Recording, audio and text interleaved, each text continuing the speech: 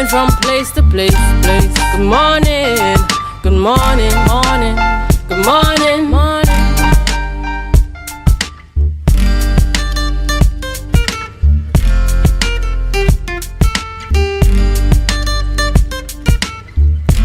Good morning, good morning, good morning, and welcome to the Tobago Updates Youth Morning Show, coming to you live from the Port Mall in Scarborough, Tobago. The energy is absolutely amazing this morning, and for those of you tuning in as you get ready for work, viewing us as you take your morning breakfast, and even those listening as you drive on the road, thank you for joining us this morning. You're definitely in the right place. So, let me catch a vibe. I'm Luke Trim, and I'm your youth host for today. And I am Dwayne Nurse, also your youth host for today. And I want to thank everybody, joining Luke by thanking everybody for joining us this morning on all the varying platforms. We're on Facebook, we're on YouTube, we are on M&E TV, we are now on Guile and the Street 91.9 FM. I want to thank you guys for joining us on all the varying platforms. Big up to you. We have a lot of fun stuff for you guys this morning, a lot of big talks this morning, and we have this morning a new addition to the Tobago Youth Wednesdays family, and in the name of, drum roll, Miss Kaylee Lewis. The dynamic Kaylee Lewis. Kaylee, good morning, and how are you feeling this morning? Good morning. I am feeling fantastic. No, come on, that is fantastic. It's an understatement. You look fine, right? And you know, we want to welcome you to the Tobago Updates family, especially the Youth Wednesday family. You look lovely. I loving the green though. I loving what you're doing. Thank you. You come out for me this morning. Of course, of course. You know, we want to thank you for joining us, and you know, expect a lot more youth to be on board with us. And wherever you are, you know, just continue to give us the support. Remember, youth is the foundation of tomorrow, so give us the support. Anything else you want to add at all? Well, viewers, this morning we are going to have an absolutely amazing show today, so tune in, do not move, because this is the spot to be. Right, so we want to, as we would have introduced Miss Lewis, we want to go over to Miss Lewis, Kaylee Lewis, for news in 90 seconds. Thank you, Dwayne and Luke. Again, I'm Kaylee Lewis, and here is your news in 90 seconds for Wednesday, 28 September 2022. Tourism stakeholders expressed mixed views about impending increases in ferry and airline tickets between Trinidad and Tobago. Changes to the cost of inter-island travel were announced on Monday by Finance Minister Carl Mimbert during his national budget presentation. Vice President of the Tobago Hotel and Tourism Association, Caroline Bridgewood James, lamented that the increases put additional strain on a struggling economy. Meanwhile, the Managing Director of Shepherd's Inn, Colin Shepherd, indicated that the increase was overdue. However, they and many other tourism stakeholders noted that increased airfare and ferry tickets do little to provide efficiency in inter-island travel. Meanwhile, Minority Leader Kelvon Morris agreed with an increase in airfare and ferry tickets between the islands. Speaking on the Minority Report, Morris stated that Tobagonians cannot expect efficiency without paying more for it. He commended Finance Minister Carl Mimbert for presenting a reasonable and fair budget. Morris stated that there were provisions for vulnerable citizens, but he urged the central government to reconsider the minimum wage. And additionally, the Industrial Court dismissed an industrial relations offense by the Public Services Association, which sought to prevent WASA from engaging in its restructuring exercise. This means that the restructuring of WASA can go ahead as planned. The PSA attempted to file an injunction, citing a lack of consultation with the union. However, the Industrial Court found that 115 meetings took place between WASA and the PSA regarding restructuring before the onslaught of the COVID-19 pandemic. In July, Public Utilities Minister Marvin Gonzalez announced Cabinet's approval for WASA to undertake a restructuring, with the first phase meaning a 50% cut in managing staff. That was your news in 90 seconds. It's back to you, Dwayne and Luke. Thank you very much, Kaylee Doing. Well, like Kaylee was born to do that using 90 seconds. Yeah, like wow, like she come out for them this morning. And you know, I mean, what else can we really expect? What else? Exactly. We heard a lot about the budget. We heard the cabinet's intention for more restructuring for state-owned companies or partly state-owned companies. We heard that the minority agreed with the increase, among others as well. Both have also agreed, but the underlying factor is efficiency. And you know, I don't think that, you know, efficiency for public transportation means that, you know, you have to pay for it to be efficient. If it's public, it ought to be efficient, right? And that is just my perspective on it, because it's a public good, right? And yes, there's no PTSD bus, but at the same time, I think it's kind of putting the cart before the horse to say that you have to pay for a service, a public good that was already offered and not as efficient as it used to be, right? So that's my perspective on it. I like your view, Dwayne. Yeah. So, we have some birthdays today. Oh yes, we have a lot. Well, not a lot, but medium a lot. And first, although this was our last week Wednesday birthday, first, I am sorry, producer, but I must do my niece justice. Last week, I didn't get to send you guys her photo. Can I do that? Can I do that? All right. Well, I'll send it to you guys after. My apologies. But first, we have Miss Evelyn Kennedy Charles.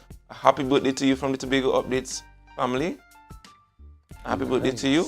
And next on the list, we have Mr. Halls John. A happy birthday to you, sir. Right. And who do we have next, Luke? We have Dr. Pearl Glaslow. Happy birthday wishes coming all the way from Long Island, New York, from Rhea and Oswald. A happy birthday to you. Right. And then we have Miss Marcella Mellon Williams, Mrs. Rhea's cousin. Ooh. Looks lovely, not white. Yeah, lovely. She looks lovely, man. You know. Might I say the apple don't ever fall far from the trees at all. So who do we have next? This is Miss Candice Jack. Miss Candice Chang. Oh yes, the beautiful teacher from Signal Hill, man. Yes. How could I not make out that face? Yeah, she looks even prettier here. She couldn't make out at all. She looks young. Not getting older at all. She's aging like fine wine. Fine wine. Right. And who do we have there? We have a Miss Roneska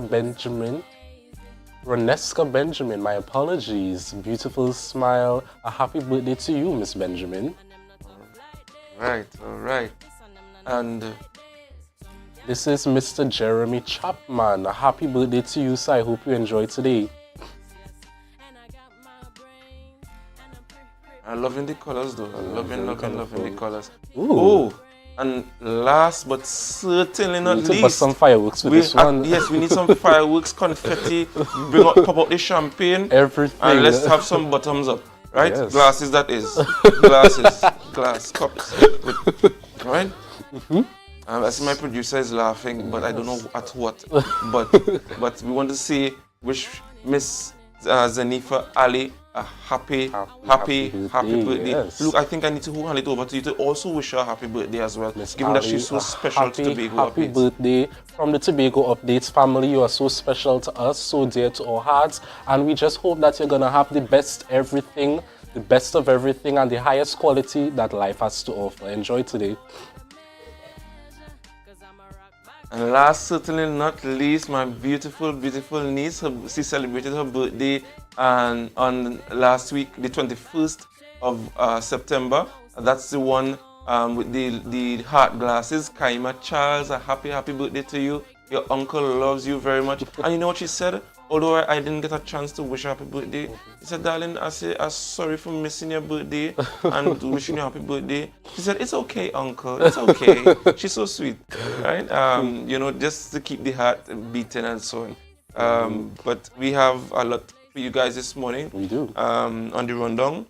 First, we do have, we're going to be chatting with Kobe Sandy, who is the president of the UA St. Augustine Guild. Everything budget. Yes, and we're going to be taking a youthful perspective on the budget. Correct.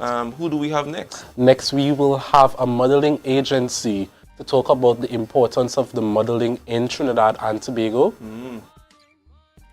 Right, and we have a whole lot more. The producer's saying that we have some surprises for you, so we need to hush him out on that. Exactly. But just to put it mildly, but just keep giving us the support. Yes. We have a lot more for you. Stay tuned, and look, you know where we are to tell them to do. You know what we have to tell them to do. We have Right. to tell them to share the live, share the live, share the live. We'll be right back.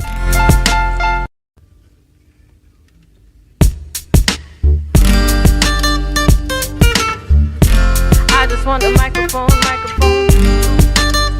Morning.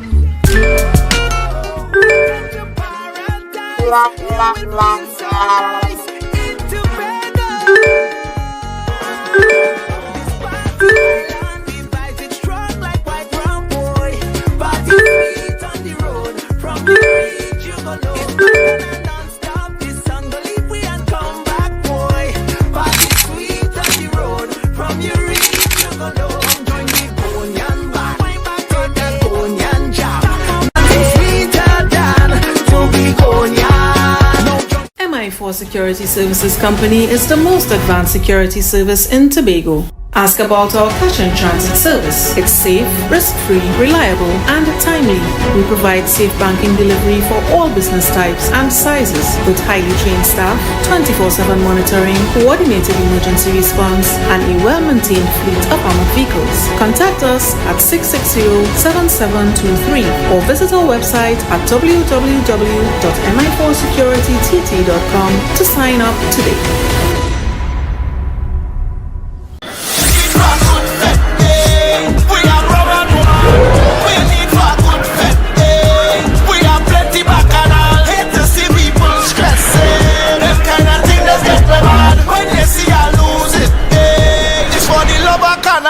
It's a different type of thing down there.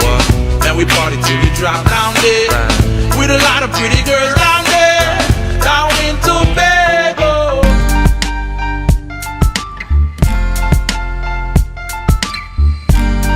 Put a smile on your face when you're moving from place to place.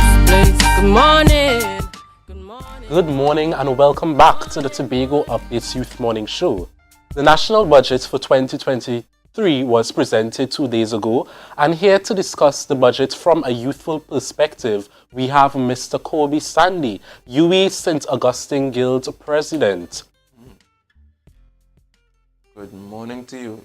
We want to caution you to unmute your mic. Because we are here. Yeah, just turn on your mic. Hello, can you hear me? Yes, we hear you now. yes, we are. Good morning to you. Great. Good morning, and thank you for having me here this morning on Tobago Updates. No problem, Kobe. Pleasure is all ours. Yes. So, as president of a student body, it's only right that we start with the education allocation. And $7.4 billion was allocated to education and training. So, when you first heard this allocation, Kobe, what were your initial reactions? Well, of course, I wasn't surprised because education, for almost every budget in our recent history has always been the largest allocation, and I think it is testament to the country's heavy importance it lays on education. Noting that Trinidad and Tobago is one of the very few countries in the region, and even one of the few in the world that has education free, for the most part, from nursery to tertiary, which allows the budget allocation for education to be very fat.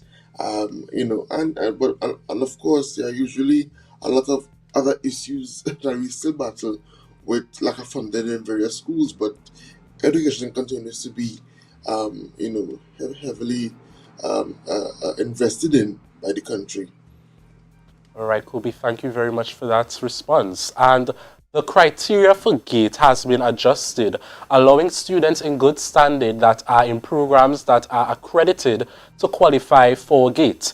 Once they have completed something like a diploma, associate's degree, or an N1 program, they can now upgrade to the bachelor's that will be GATE funded. What are your thoughts on this initiative? Yes, I applaud it actually, because back in 2020, when there was the last gate readjustment, and they would have removed they would have actually only allowed gates for one shot and you're done. That was the policy. So once you receive gate in any program, undergrad program, you can't apply for anything again. And when I was national affairs chairperson on the guild then, in 2020, I would have met the minister then alongside the president, and I myself would have explained to the minister that this adjustment puts students who are doing a certificate program that is needed to do their first degree. And because it puts you at a disadvantage, remember that CAPE, to come in UWA, for example, you need CAPE. You need a CAPE certificate or a diploma or anything like that to give you matriculation to be a baccalaureate student.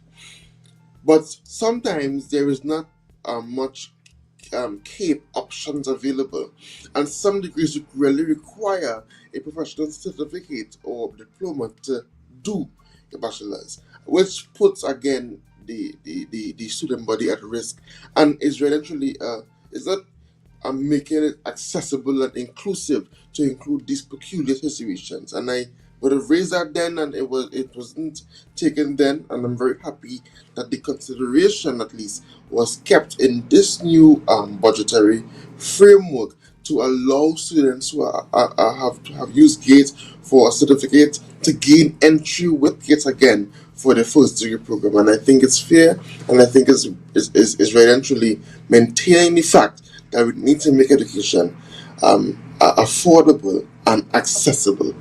Yes, All right, Kobe. all right. Thank you very much for the response again.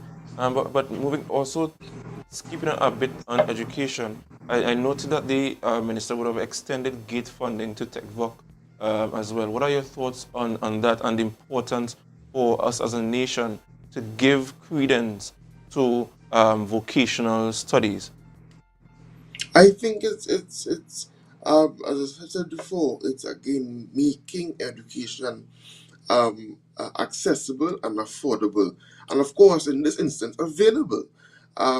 Because I was talking to a panel last night where he said that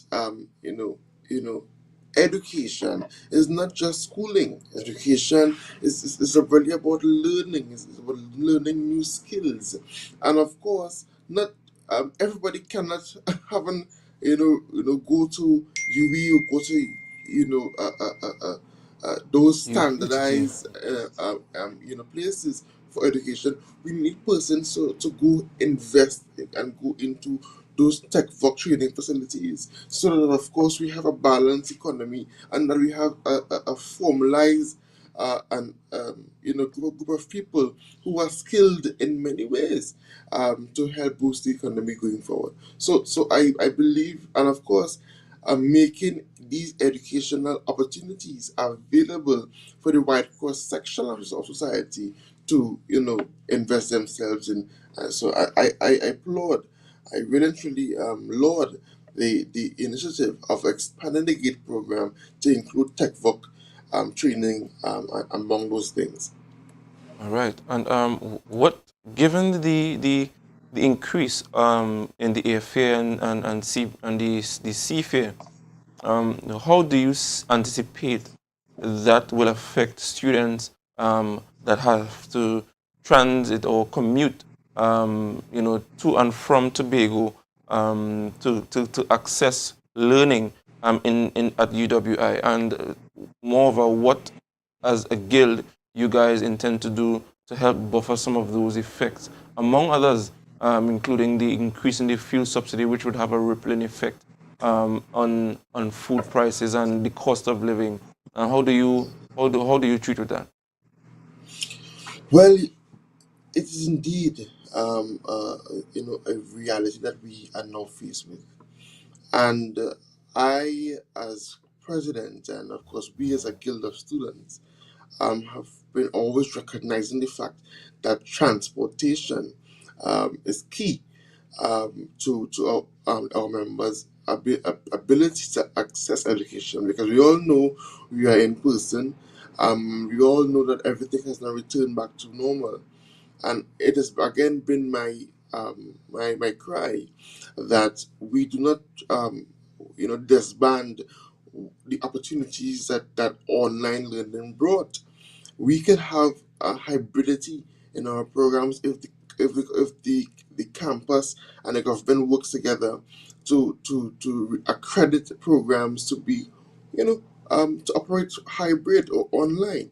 You can cut a lot of unnecessary costs if we have classes online for the in evenings or so, to allow persons who may be working in Port of Spain to not rush down in traffic to come to UE, or to have those in South having to Right, and travel I or don't mean pay. to cut across, but how would that affect the student life that the campus would have provided for its students? I mean, I agree that we should accommodate a hybrid system and so on, but I mean, I was alumni, I'm an alumni, sorry, and Of I course. enjoyed everything the campus had to offer.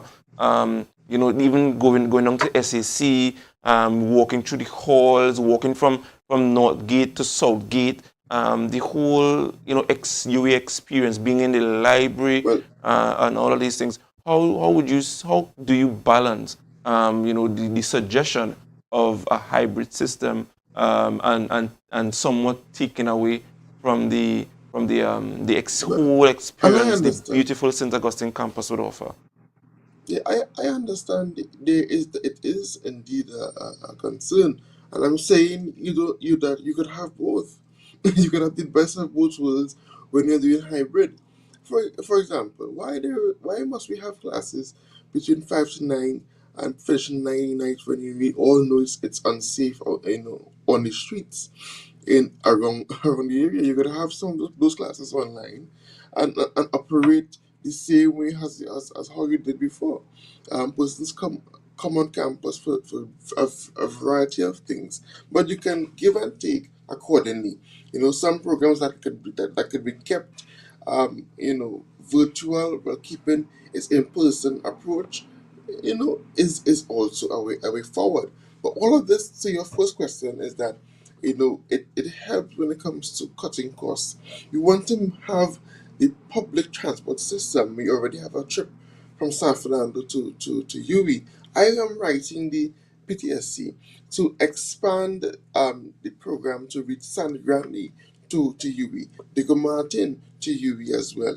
And I also want to connect with the Port Authority as well as the Ministry of Works and Transport, to consider student packages in various peak times. So when they have to come into Trinidad, to register and to start, when they have to leave around Christmas time, those are some considerations you want to make between the authority and the guild, to provide support systems and cushioning for our members throughout the country, in Tobago and the region.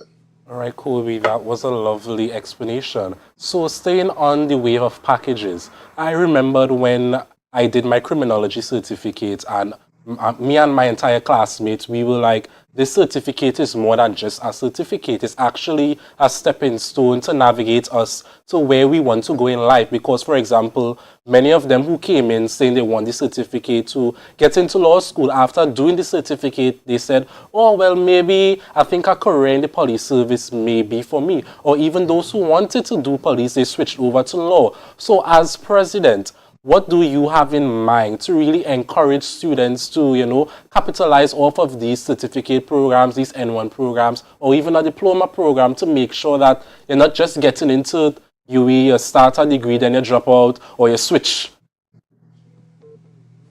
Well, I would say that, those certificate programs really and truly help you to figure out what exactly is your field.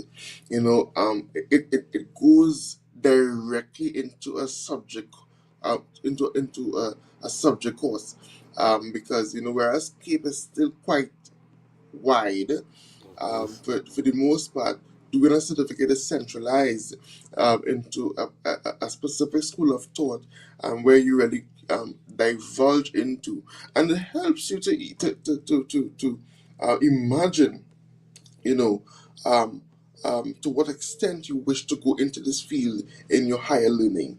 It gives you a sense of direction. You understand better what you are passionate about, and I would encourage persons, with this new opportunity to that is expanding. Well, gate 4 certificates, to do one, to do it. It gives you increased knowledge when you're going into your. I prefer that, and I did keep, and I prefer persons who would have done a certificate program instead of keep to go into UE, and I believe it's very truly, it gives you a wider scope when it comes to expanding your knowledge in the relevant school of thought.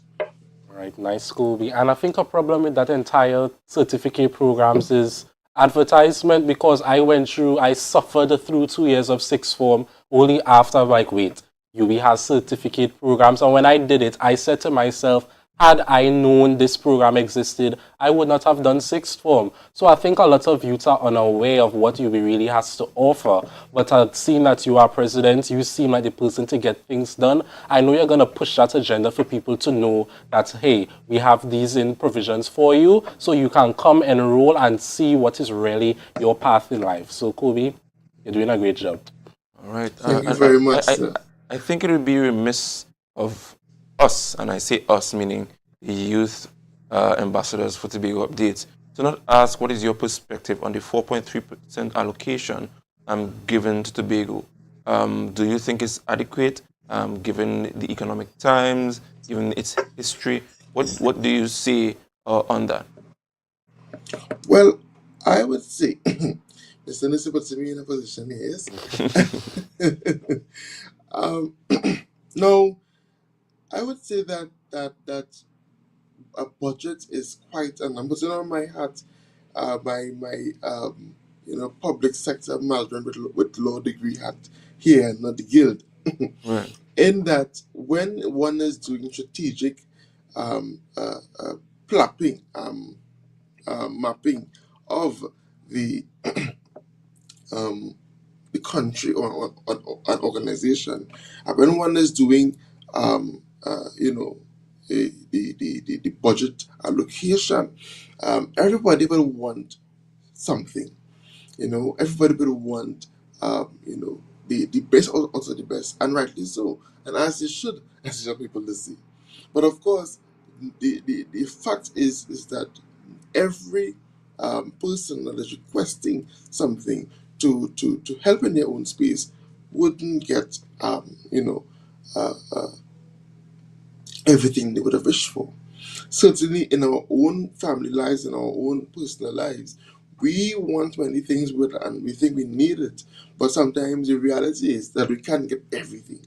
And I believe that the allocation to Tobago is not me to say if it's fair or not, because I'm not running the affairs in Tobago, and I wouldn't understand the relevant needs by the administration of Tobago. But what I would say is that we definitely will have to work with what we have until better is done. And whilst we whatever allocation we receive, we now need to think strategically and innovatively how to make it best given his situation. We can't give up, and we can't say it can't be done. But we need to be innovative. We need to be strategic when it comes to our administration of affairs, when it comes to the country, and of course in ourselves. All right, and I think this is my final question to you. How would your answer differ, if at all? If I were to ask, do you think that the allocations nationally addresses the the issue of unemployment. Now, we understand that when you do a degree for so many years and you come out, you're expecting that you'll get a job in your field. What do you say to that? Well, I say that I have been talking about unemployment as the president since I took office, because the question is, the reality is my degree worth it? Given what's going on, where it's difficult for young people to receive jobs. But I'm actually looking, and I'm actually hoping that through various reforms that is being proposed in the budget, that employment and career building will open. And I'm putting that on to the local government reform that is intended to be materialized in this fiscal year. You see, when you have 14 corporations being able now to hire persons to help in the strategic management of and execution of the corporation, you're able not to open doors in legal affairs and communication and marketing. You will need a robust a team in communications. You will need teams to help all of the different divisions under the corporation. So therefore, it will help when it comes to career building. And I trust that more reforms in public sector places, to help with efficiency and effectiveness will come out. There will come out career opportunities to keep our young graduates within the country to serve. All right, Kobe, thank you very Thank you so much. much. So, Thank you so much wrapping for up, being here.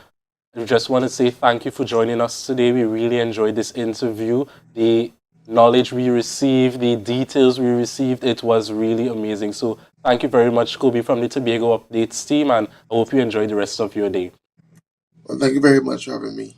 Yes, man. All the best. So, Alright. Dwayne, Yeah. that was a It was a lot. I mean, when it comes to budget, I get very excited. When it comes to fiscal topics, I get excited because you want to understand that whatever is being whatever policy, whatever law, whatever allocation, the average man must feel that he is the epicenter of these decision makings. correct. Right? And I think I have mixed feelings about the budget.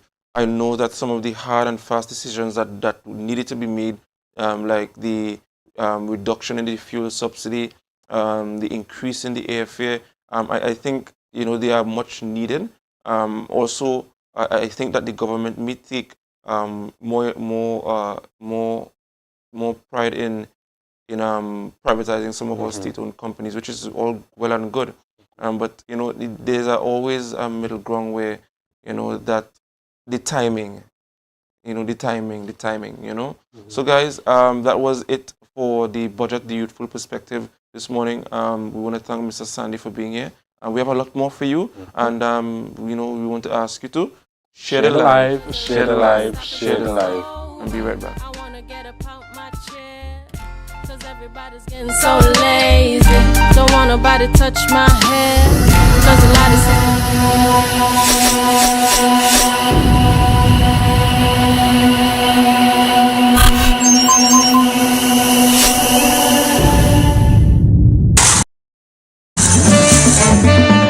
I come out to play.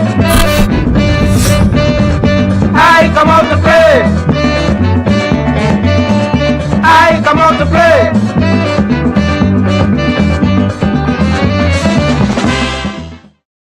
Excel Spa by Haley, where our highly trained staff are ready to deliver the top-class services in facial massages, waxing, nail enhancement and body treatment.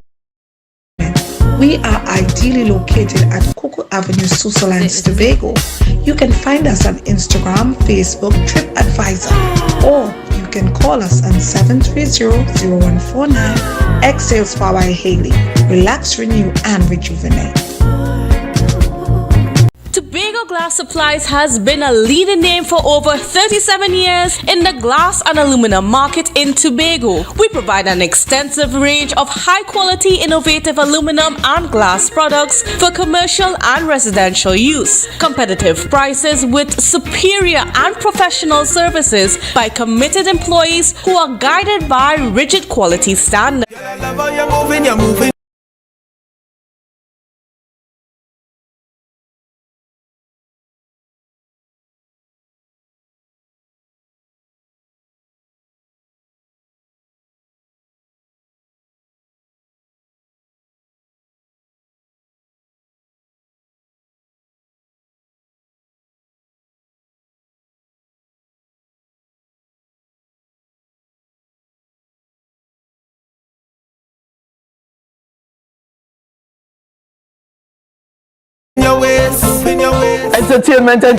Entertainment. Yes, we're bringing it to you. Tobago Updates. It's all about the new entertainment show, the VIP Experience, hosted by your boy Snoopy. Tune in every Wednesday from 8 p.m. and on Saturday mornings at 9 a.m. We're bringing to you the best Tobago has to offer. We're showcasing interviews, music, and everything that is fun. So join me on Tobago Updates for the VIP Experience.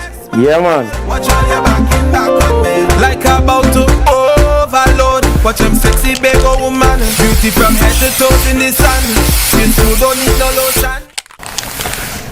Mamailakai Home Services. We specialize in cleaning of carpets and rugs, mattresses, living room and dining room sets, vehicle detailing, cleaning and sanitizing of homes and commercial spaces. We also do landscaping and tree cutting, pressure and power washing, floor care, fumigating and air purifying. You can also call us for professional painting services, babysitting and adult sitting. Call us now 333-4430 at Mamailakai Home Services. We take cleaning to another level. You can now get whatever you need whenever you need it anywhere in Tobago with Tobago. Your meals, medication, groceries and shopping all delivered directly to you. No more hassle, no more stress. Get the Tobago app today on Google Play or Apple App Store. That's TAPPOGO and let us deliver to you. Check our website at www.tapogo.app or call the experts at 494-TOGO and 484-4746. Tobago. Relax. We will get it to you. Tobago's at your service. Advertise with Tobago Updates. Call 284-6597. If you have a small or large business, we can get your information in front of the masses. Reach our rapidly growing viewership on Facebook and YouTube. Promote your brand in Trinidad and the Caribbean through M&E TV Now and Gayel. Yes, we can build unique ads for your business. Call now 284-6597 and advertise with us. The best place to stay in Tobago is at Thorn's Place, with rates starting as low as 200 TT. Call or WhatsApp 745-7306 or 682-8676. We are located uptown Scarborough, 5 minutes away from the port. Remember, at Thorn's Place, our aim is to make your stay safe and affordable. The Street 919 FM and the Tobago Updates presents the Tobago Updates Morning Show live simulcast on the Street 919 FM. Start your day with all the information you want and need with the simulcast of the Tobago Updates Morning Show live Mondays to Fridays from 7 a.m. on the Street 919 FM, the official station that defends the nation. If you see or know about a crime, report a crime safely and anonymously. Call 800-TIPS. Help stop crime. You can play your part safely and anonymously. Report a crime. Earn a reward. Call 800-TIPS. Help stop crime. Be a hero. Champion. Fearless citizen. Be a crime stopper safely and anonymously. Call 800-TIPS. Help stop crime. Everybody only worrying. Never ever worry, don't mind how things looking hard. I tell them never ever worry, if your nice can't get damaged bad. I tell them never ever worry, what I'm saying is true. So just consider, Tatil is always right here for you. I tell them never ever worry, don't mind if life make you sad. I tell them never ever worry, if your house get flooded out real bad. I tell them never ever worry, what I'm saying is true. So just consider, Tatil is always right here for you. I tell them never ever worry, if sickness catch you off guard. I tell them never ever worry, if times fall on you real hard. I tell them never ever worry, what I'm saying is true. So just consider, Tatil will always be here for you. Never worry about a thing. Tatil, where people are people. You know what I mean.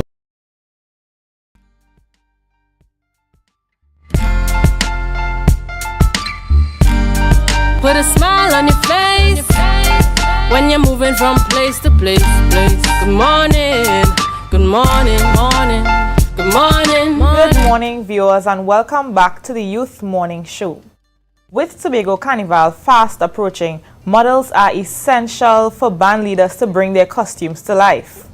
And on set, we have with us this morning a representative from the modeling agency Stride Faces.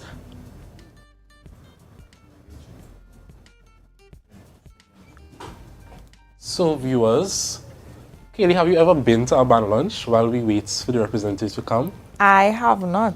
Wow, I remember I went to the band lunch breathless. That was the tribute to Blacks. And they had a variety of models, all types of body sizes, all ethnicity, male and female. So to have the modeling agency today to talk about the importance, especially with Tobago Carnival coming on, I think this is going to be a really interesting segment. Exactly. I mean, inclusivity in terms of body sizes, as you would have said, ethnicities, male, females. I think it's something very important that we should be discussing in the Tobago space, as you said, with Carnival fast approaching. So, Kaylee, I know we are both servants of the Lord, but you know we can't miss out on the Tobago Carnival. So, do you have an idea which band you want to play with? I am not sure. I have not made up my mind. I'm not sure if I will be partaking. And the funny thing about it is that it has so many options. I think the last time I checked, we had about 58 different events for that 1 month of October. So, wow. It's a lot. It's a lot. It's most definitely a lot. I mean, the place is, as people say all the time, Tobago may sink. I'm not sure what's going to happen, but it's going to have a lot of people on the island. But it will be great, especially for our tourism sector. Correct, yes. So that's something to be excited about. So hopefully, if we don't partake, we will just be on the side, looking representing on. Tobago updates, covering everything that's happening. Of course. So yes, Tobago Carnival, we are ready. What about Burna Boy? I know everybody was buzzing about Burna Boy. Burna Boy, the talk of the town. Of course, it's something, I don't know. I mean, everybody's excited about it. I think we're going to have a really good turnout because a lot of persons are talking about it. A lot of persons are interested in it. I'm interested in it. I mean, he's a very popular artist worldwide. So for us to have him here in Tobago for Tobago Carnival, I think that's excellent. It really is. And viewers, we urge you all, if you don't know who Burna Boy is, just go on TikTok. Just go on TikTok and you're going to hear his audio. So we're going right into the segment with the representative from the modeling agency. A good morning to you. And how are you doing? I'm fine. Lovely. So can you tell the viewers your name? My name is Candy Murray. Right. So you are a part of modeling agency. So we would like to know what your agency is all about and what you all offer to people who are interested in getting into the modeling field. Okay, so the modeling agency is an agency where young people can come in and join the agency.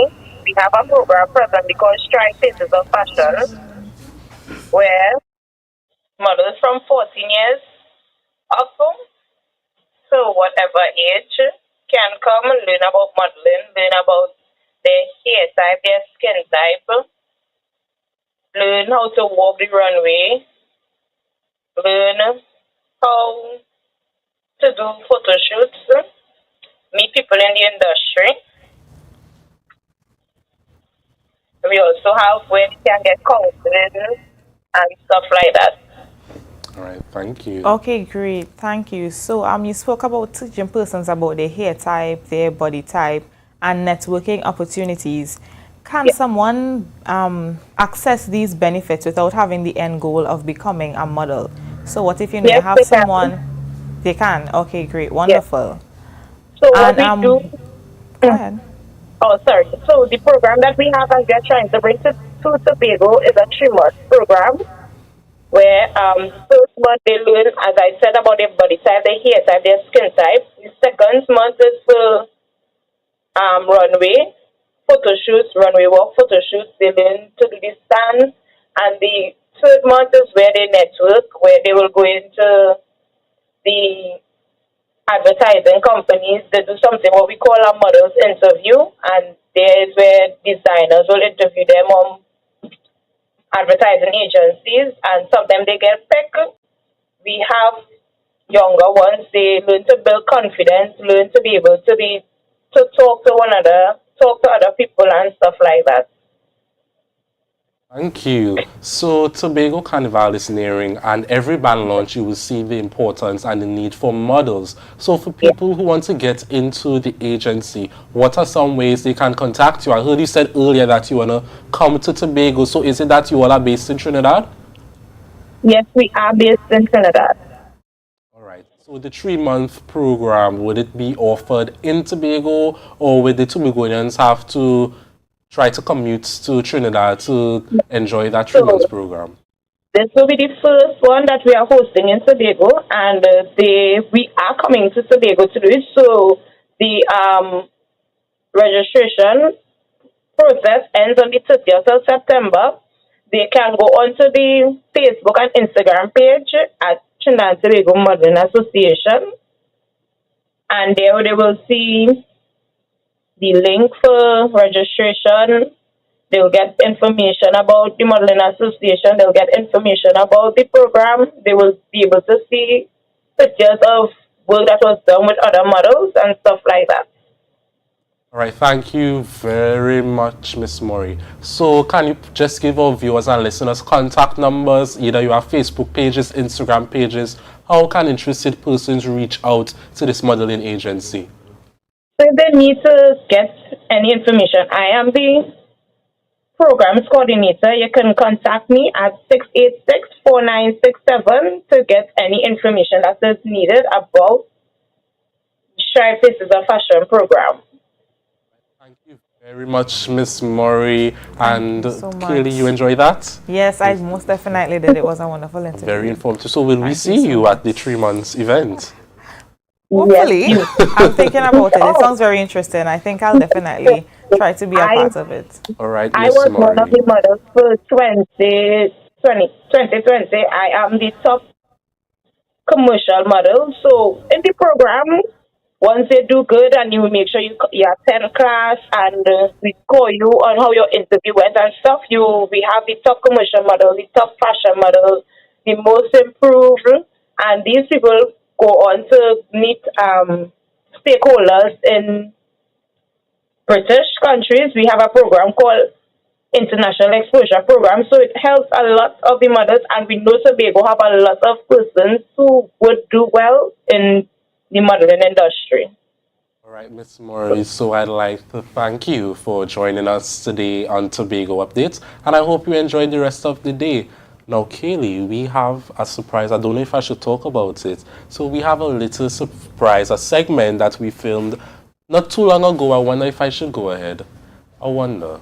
Or we should still hold it. Yeah, we're still going to hold on to that surprise, Kaylee. The viewers and listeners, we have a surprise for you. You're going to see it soon. But at this moment, we would like to pause for another commercial. So, Kaylee, what we have to tell them to do? Share the live, share the live, share the live. We'll be right back.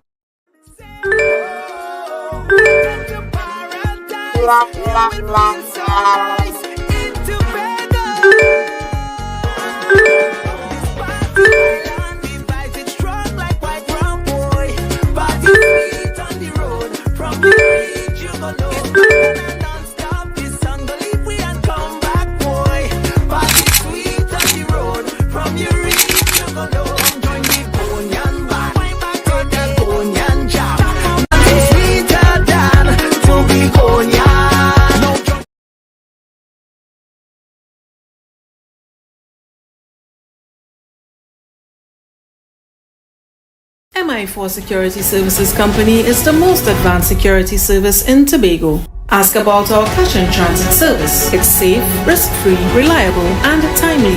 We provide safe banking delivery for all business types and sizes with highly trained staff, 24/7 monitoring, coordinated emergency response, and a well-maintained fleet of armored vehicles. Contact us at 660-7723 or visit our website at www.mi4securitytt.com to sign up today.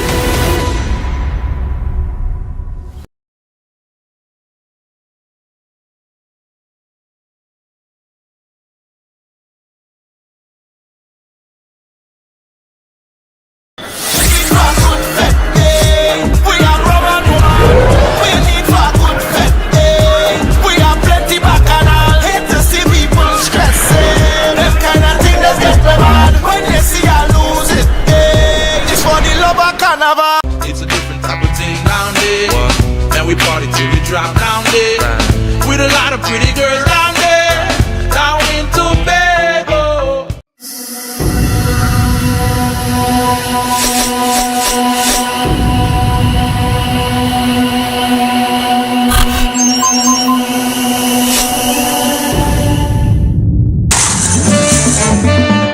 I come out to play.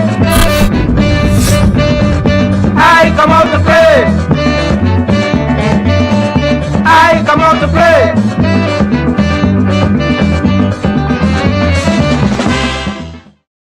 Excel Spa by Haley, where our highly trained staff are ready to deliver the top class services in facial massages, waxing, nail enhancement and body treatment.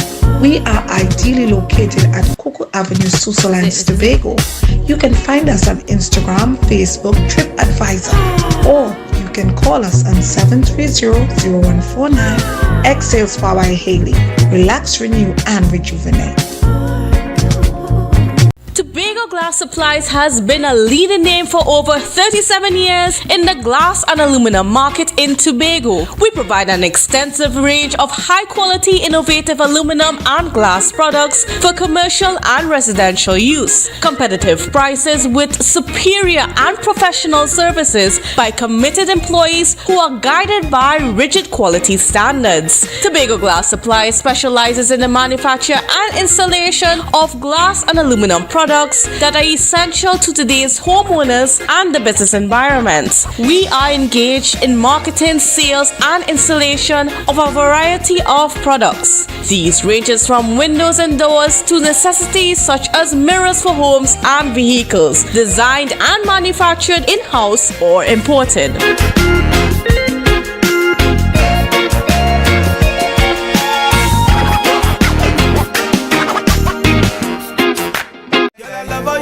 You're moving your ways, Entertainment. Yes, we're bringing it to you. Tobago Updates. It's all about the new entertainment show, the VIP Experience, hosted by your boy Snoopy. Tune in every Wednesday from 8 p.m. and on Saturday mornings at 9 a.m. We're bringing to you the best Tobago has to offer. We're showcasing interviews, music, and everything that is fun. So join me on Tobago Updates for the VIP Experience. Yeah, man. watch on your back in back on me. Like about to overload. Watch them sexy Bago woman. Beauty from head to toes in the sun. Skin food don't need no lotion.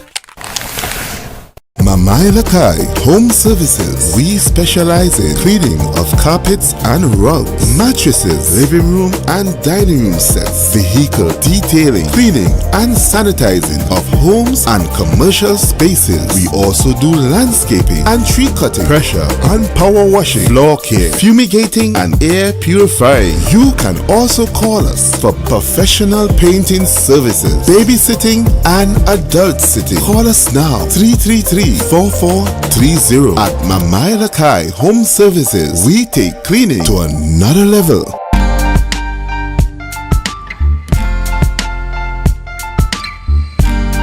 Put a smile on your face when you're moving from place to place.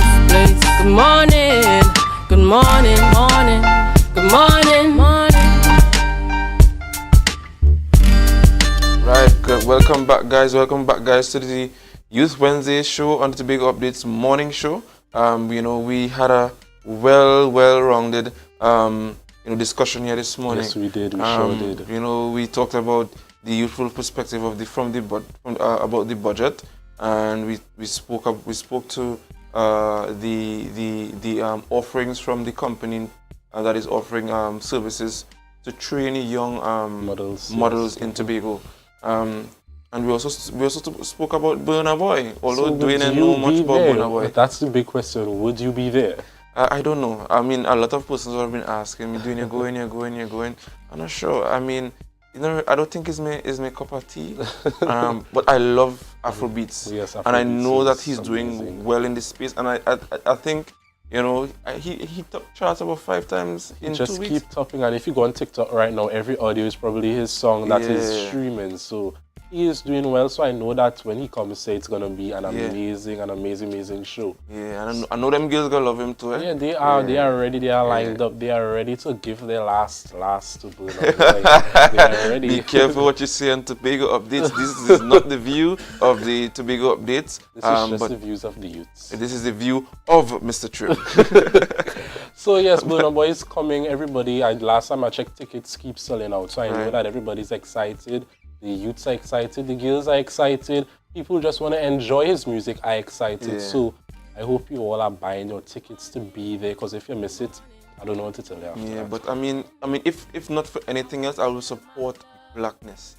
Not to be racist or to be, anything like that. But I just love to see black people doing their thing. Black excellence. Black excellence. I think, I don't know who knows Tone State, but Tone State is one of the upcoming R&B artists. He's young as well. He wrote some songs with Chris Brown, and one of his songs were Black Magic. Yeah, and he just spoke to black excellence. And Burna Boy, if not for anything else, I will come to support black excellence, man. Yes. Black majestic excellence at its best. In Afrobeats, and Afrobeats is making its way. It's making its way out. It's even in gospel, we hear Afrobeats in gospel. Yeah. But do you know that Afrobeats its prominence is not really new? I remember when I was younger, there was this African group that used to sing on Sesame Street. I think it was about 5 or 6 of them. So it's not necessarily a new thing, and it's just that it is not as prominent as it is now, and it's great. It's great. Popularity, which is great. I wish the same thing for soca and right? I wish the same thing and the same fate would happen to soca and calypso. Correct. And even chutney, right? So Dwayne, I think that's it for the Tobago Youth Morning Show. It was an excellent show today. All right, viewers, we want to thank you for joining us today. We enjoyed your presence. We enjoyed your support. We're going to see you next week. So at this time, we're going to switch over to Tobago Notes.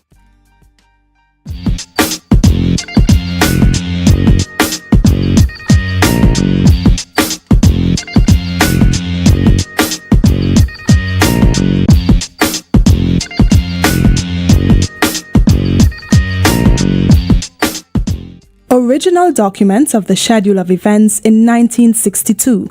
Newsletters that were published weekly in July and August of the same year, the minutes of the Scarborough Lighting Subcommittee, letters of solicitation, receipts for contributions, and much more. A treasure trove of documents for the Scarborough Lighting Project for the 1962 Independence Celebration of Trinidad and Tobago were all on display at the Shaw Park Complex as the Scarborough Heritage Parlour and Radio Tambourine hosted We Lit Our City. This event formed a part of the nation's 60th independence anniversary. The documents were maintained by George Leacock Sr., who chaired the Scarborough Lighting Project. The exhibition is presented in 5 exhibits that also cover the work of the Tobago Organizing Committee, led by Eileen Gilloom.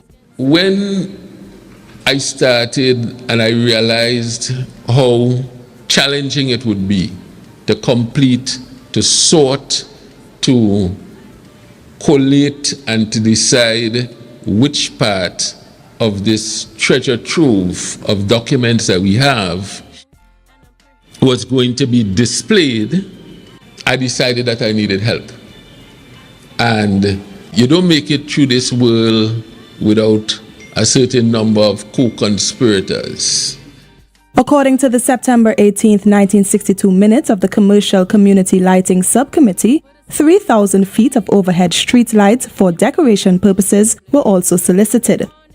The streets of Scarborough were decorated with lights on August 31st, 1962, our very first independence as a nation. The Commercial Community Lighting Subcommittee, coupled with solicited funds from the business owners of Scarborough and environs, were responsible for such an amazing gift to Tobago. Tech was also an integral part of this experience. They had to ask Tech for assistance, and what Tech did was they came with a letter with 3 different quotations on what it will cost the committee and Scarborough to pull off something as big as this. Back then, a series of community lectures were also hosted to ensure every resident on the island understood just what it meant to be an independent nation. On one end, they had the elders in the society from all different communities coming together to teach people about what it meant to be a citizen of an independent nation, finally, especially a Tobagonian. For the day when they had to feed 25,000 students and children of the community, people would have lent their vehicles to transport them to different venues where this thing was happening.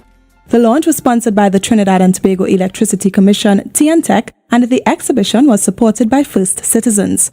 Also present at the exhibition was Assistant Secretary for the Division of Community Development, Youth Development and Sport, Assemblyman Wayne Clark. That was a production of the Department of Information, Office of the Chief Secretary, Tobago House of Assembly.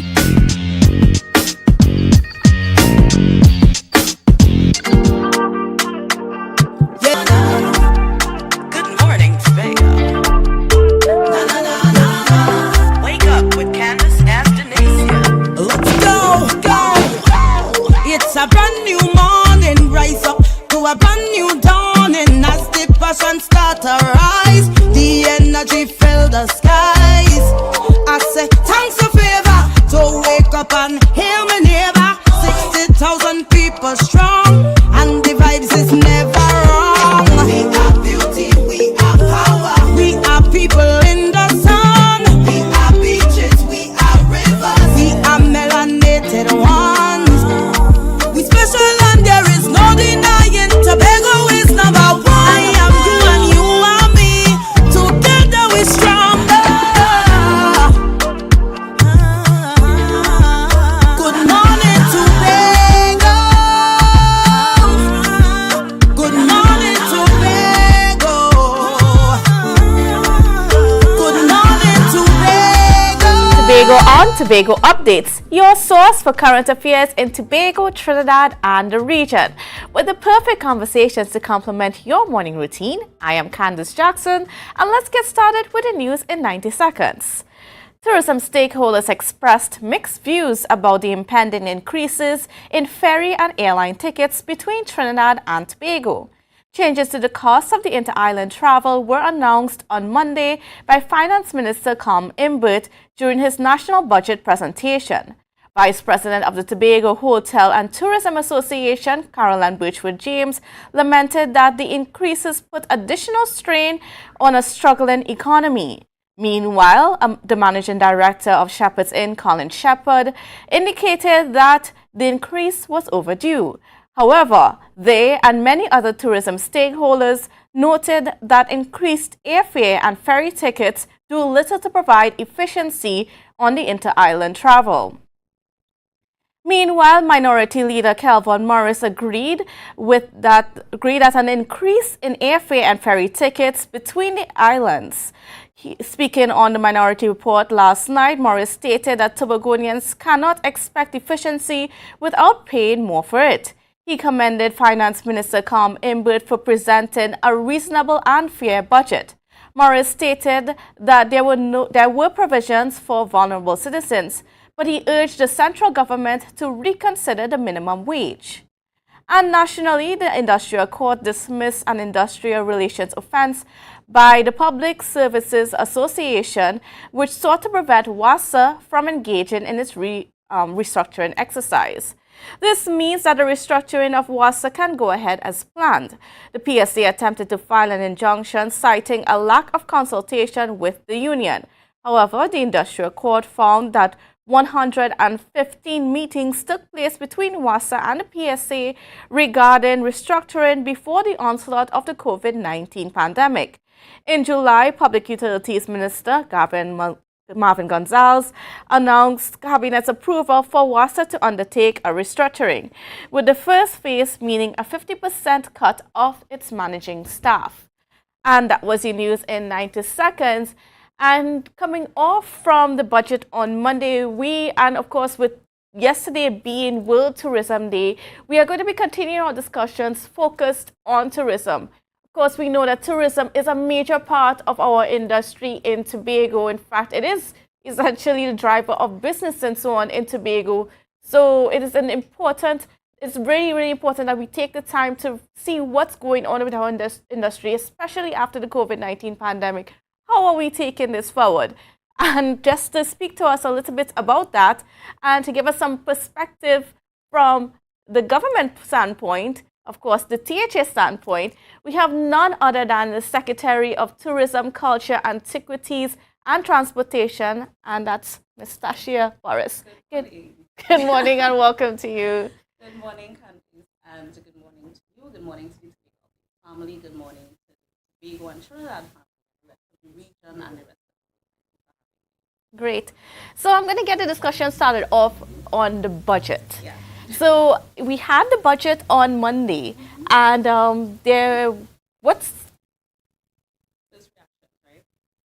Okay, we'll have to go to a break at this point in time, but when we come back, we get into those conversations with Ms. Boris.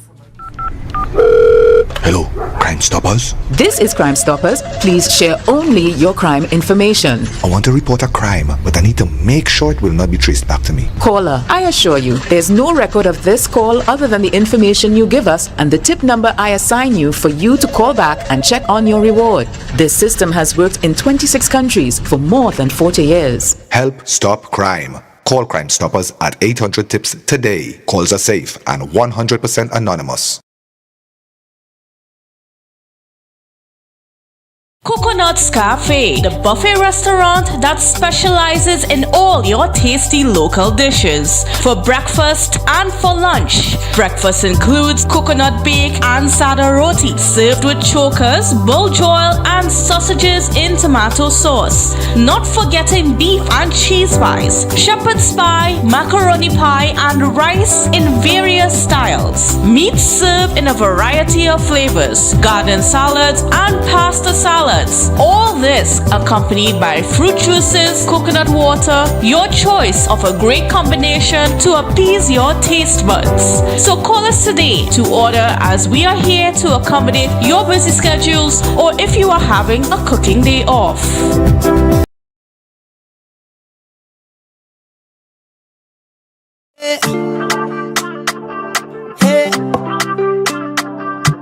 Tobago updates. Good morning, Tobago. Wake up with Candace and Denicia. Let's go. It's a brand new morning. Rise up to a brand new dawning. As the passion start to rise, the energy fill the skies. I say thanks for favor to wake up and technical difficulties, but we're going full speed ahead, and we're talking about budget and tourism this morning. And of course, we have the Secretary of Tourism, Culture, Transport, Antiquities and Transportation, Ms. Tashia Boris. And what are your views on the budget? First thoughts, I sat in the public gallery, and the focus on tourism was all of 5 minutes. Honestly, I was expecting some strategic, progressive, bold steps being made by the government to really move the conversation about diversification forward. I mean, yes, we're an oil and gas economy, but the reality is that tourism can become a major economic driver of both of our islands. So for me, I kind of was expecting to hear something radical, something bold, something progressive from the Minister of Finance, especially since we're coming out of this COVID-19 pandemic. And when you look at our regional neighbors, when you look at the Grenada, the Barbados, the Jamaica, the Turks and Caicos, the Cayman Islands, all of these territories, when you examine their policies, when you examine what they're doing, the things that they're doing to try to rebuild their sector, to try to bring foreign investment into their respective countries, I just get this sense that we're still not giving the kind of attention that we should to tourism. So I was left feeling a little disappointed, certainly, but I would wait for the presentation by the Minister of Finance to see what he is looking at in terms of what the ministry plans to do over the next fiscal. I mean, the reality is that Tobago's situation has to be looked at very unique and apart from Trinidad and Tobago's situation. Trinidad and Tobago as a country is an oil and gas economy, but Tobago as an island, our economy is really the foundation of our economy is our tourism product. Great. And what the THA has to do now is in terms of not just examining what the government would do at their level, but some of the things that we have to do to drive the island forward really has to be something that the THA takes on board. Certainly we can't wait for a central government to solve our problems for us, and we have no intention of waiting on a central government to solve our problems for us. So I'm actually excited for next fiscal. I'm excited for some of the policies that we would put in place to ensure that we could now pivot from where we are to where we need to be in terms of building out our room stock, and there are several ways to do that, in terms of rolling out our community tourism initiatives, in terms of training, in terms of the sector, and ensuring that our persons are ready to be part of this, I think, revitalization of the service industry in Tobago. Incentives are always there, grants are always there, loan facilities are always there. So certainly the financial support from the THA would be there in terms of ensuring that our businesses could now move from a place of just merely surviving to thriving. We're trying to build out resilience, because the reality is that the tourism sector is a sensitive industry. Yes. COVID, did what COVID did, but natural disaster, you have whatever is happening in the economic sphere worldwide that can affect the tourism sector. Even simply an airline pulling out of a destination is something that could strike a blow. So what we need to do is really build out that resilience. Okay, so I want to take a pin right there, and I just want to get into just a few of the things, few of the very little that was mentioned, as you said, in the budget. Now, Minister Imbert also mentioned that there are programs in place for our businesses, and we know that our businesses in Tobago, whether they are closely linked to the tourism industry or just as a regular business, they have suffered, and all of these businesses are part of what our tourism product is. And Minister Imbert noted that there's a lot of grants, there's a lot of programs for assistance. However, we know that in the past couple of years, many of our businesses have not been able to access it for one reason or the other.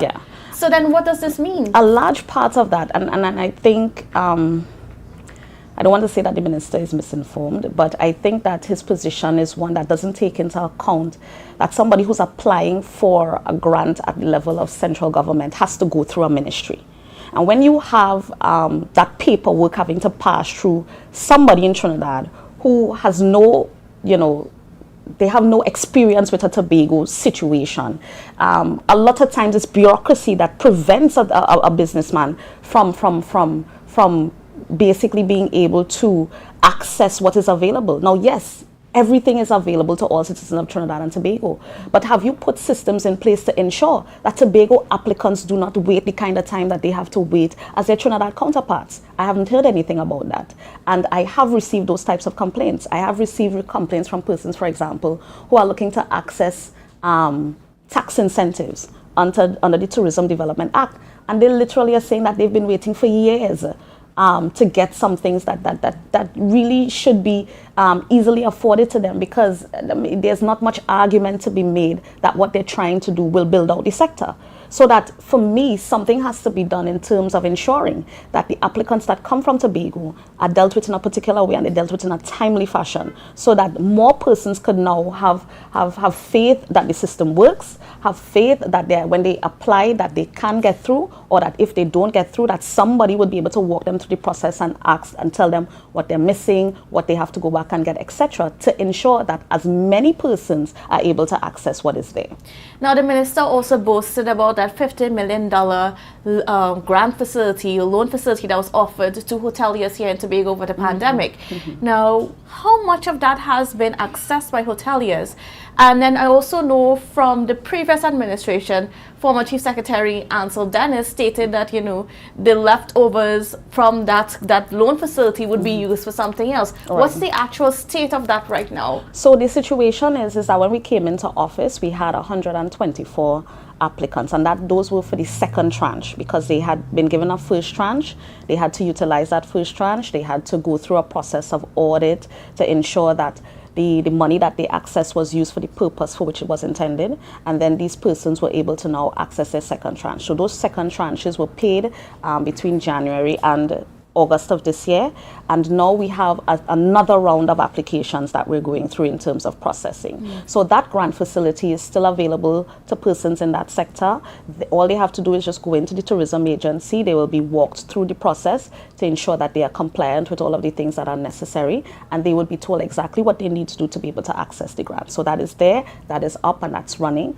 And I will implore all those who did not take advantage of the first round of applications to put in their applications for the second round of assistance. So even though all the funds have not been used up, it's still going to be They're available still there, for that yes, purpose? accessible to persons who wish to utilize that facility. And certainly coming out of that as well, this THA has recognized that the focus has been heavily on accommodation sector providers, and there's been very little support provided to all of the other ancillary services that make up the industry. So what we're trying to do is create a system that ensures that all persons within the sector have access to some sort of financing to ensure that they could now either one, create new businesses, two, ensure that the current businesses that they have are kept afloat, and three, as I said, move from a state of survival to thriving. So that facility is being done out of the Division of Finance, and I would leave the Chief Secretary to speak more about that. But I'm excited for when that is launched, because it would mean that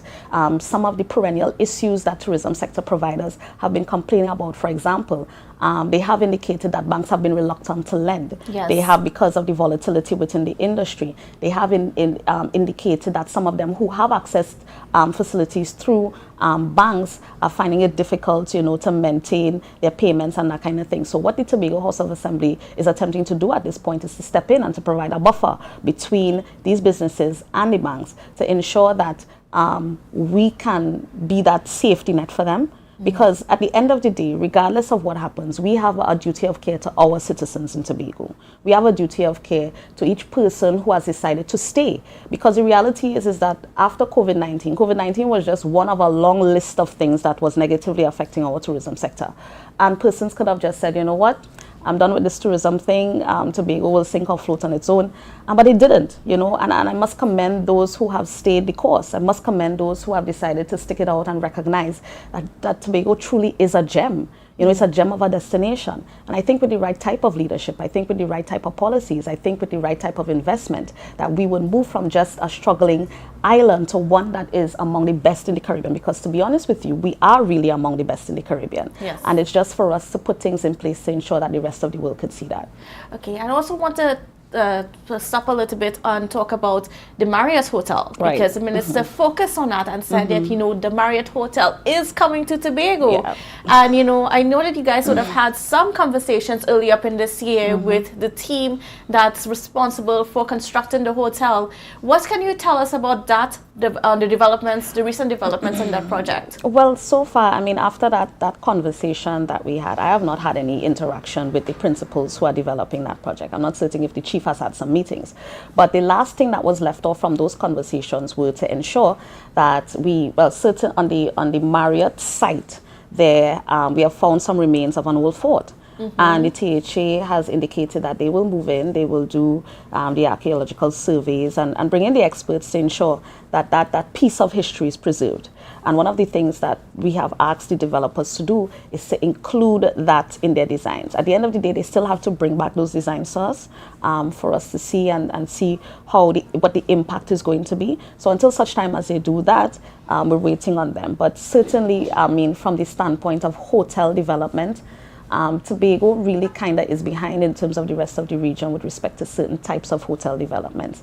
Now, I'm not too much of a proponent for too much built hotels. I think that we must strike a balance between what we would look at the traditional models of hotel development versus some of the more hybrid and modern type facilities that people have now become used to. For example, I think that there is potential in investment in Airbnbs and host homes, and encouraging persons who have space, who have lands, who have downstairs to see how we can now build out our room stock using those models. How do we help persons to build out Airbnbs on properties that they have? Because what that does is that puts money directly back into the pockets of the average man. When you look at a hotel development and people come in and you know it's a lot of foreign exchange leakage, because at the end of the day, how much of that money really does stay in the territory? Yes, you bring people in. Yes, they spend. Yes, they stay in the hotel and then they leave.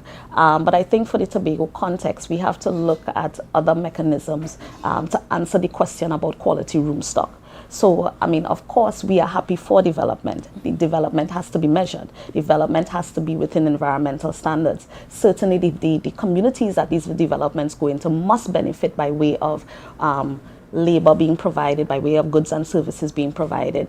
I mean, we would not be a responsible THA if we allow persons to come into our space and don't ensure that our citizens benefit. So at the end of the day, regardless of what happens, the THA is looking closely at the developments. The THA will remain vigilant in terms of ensuring that along every step of the way, all of these things are satisfied. And Tobago could be rest assured that we will always make the right decision on their behalf. Okay, great. Well, at this point in time, we just have to pause our conversations for a quick break and we'll be right back. So viewers, don't go anywhere because we have a lot more coming up for you in the area of tourism. We've got a lot more to dig into. So we'll be back right after this break.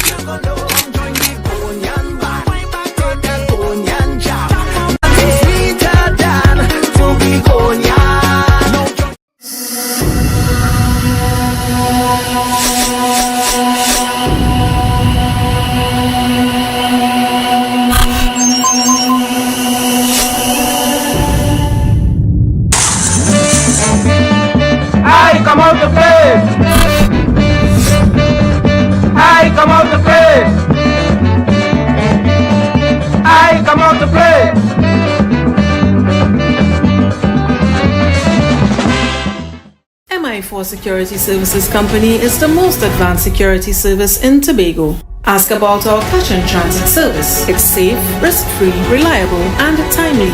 We provide safe banking delivery for all business types and sizes with highly trained staff, 24/7 monitoring, coordinated emergency response, and a well-maintained fleet of armored vehicles. Contact us at 660-7723 or visit our website at www.mi4securitytt.com to sign up today.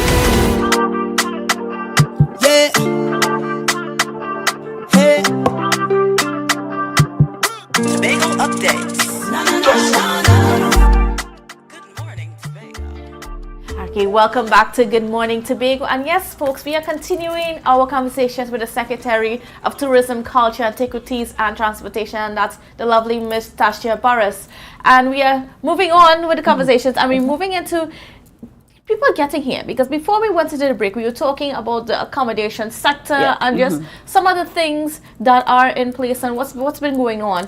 But if people cannot come here, it is going to sort of destroy the efforts, right? We already have the hoteliers complaining that Carnival is just about a month away, but yet they are not booked out because people can't get confirmed flights and ferry tickets to get here. Yeah. Now there's even people saying that tickets on the airline are sold out until January. So it's, Carl puts out this idea that, you have to plan in advance for your travel and so on, but then how far in advance can you really plan for your travel when you need travel between the islands easily? So what's been going on where that's concerned? But first of all, actually, let me just pull it back a bit. How do you feel about the raise in airfare and ferry tickets? I'm honestly timing to me is everything, right? I'm a marketing person. I've studied marketing, and one of the things that you have to do in marketing is to ensure that the product that you're trying to sell is one that people want, and that regardless of the fact that Cal has this monopoly, the reality is that a raise in fares at this time, when people already cannot get flights, when people already have problems with efficiency, when people already have problems with your service, is not going to go down well. I think that there should have been certainly there should have been consultations, because were no consultations with the THB I was never part of any consultations, and I will put that out there publicly. I was never part of any consultations, and I did not hear of any consultations that came to Tobago, in the Tobago space, where they said, we're looking to increase the fares. How do you feel about it? So again, central government doing what central government does. At the end of the day, Cal is under the Ministry of Finance, and that is their entity. And sometimes I feel like if they missed the and Tobago part about Trinidad and Tobago, in terms of looking at really how Cal is supposed to serve both islands, not just one. Because there's a lot of emphasis being placed on Cal's international routes and their regional routes, and ensuring that that port, that PRCO, Port of Spain, is a hub. That's great. Tobago is still there. And the reality is that the majority of our potential visitors could come through Port of Spain and take that 20 minutes over to Tobago. But if we don't have that connectivity, if we don't have that accessibility, then that is why we've had to look for direct airlift, because we've not had that consistency and that efficiency on the domestic air bridge. But the reality is that I personally have experienced this issue since my son was a thought in my head, right? Being a student and going to Trinidad on weekends and having to sleep in the airport 1 time, 2 times, 3 times because you can't get home. In 2022, we cannot still be talking about these issues. So for me, Cal is not the answer to our problems. Cal has their own issues that they have to sort out. Cal is also recovering from COVID. So to be fair to them, they now have to get their business back on track. But while they are getting their business back on track, Tobago cannot suffer. So that one of the things that this administration and the mandate that the chief has given me is get airlift into Tobago. Whatever we have to do, let's get it. So we've already started. But that airlift that you guys are getting into Tobago, will it also be connecting with Trinidad? Because let's be real, a lot of our visitors, the domestic market is extremely important to Tobago's tourism. So certainly we are looking at domestic connectivity, we're looking at regional connectivity, we're looking at international connectivity.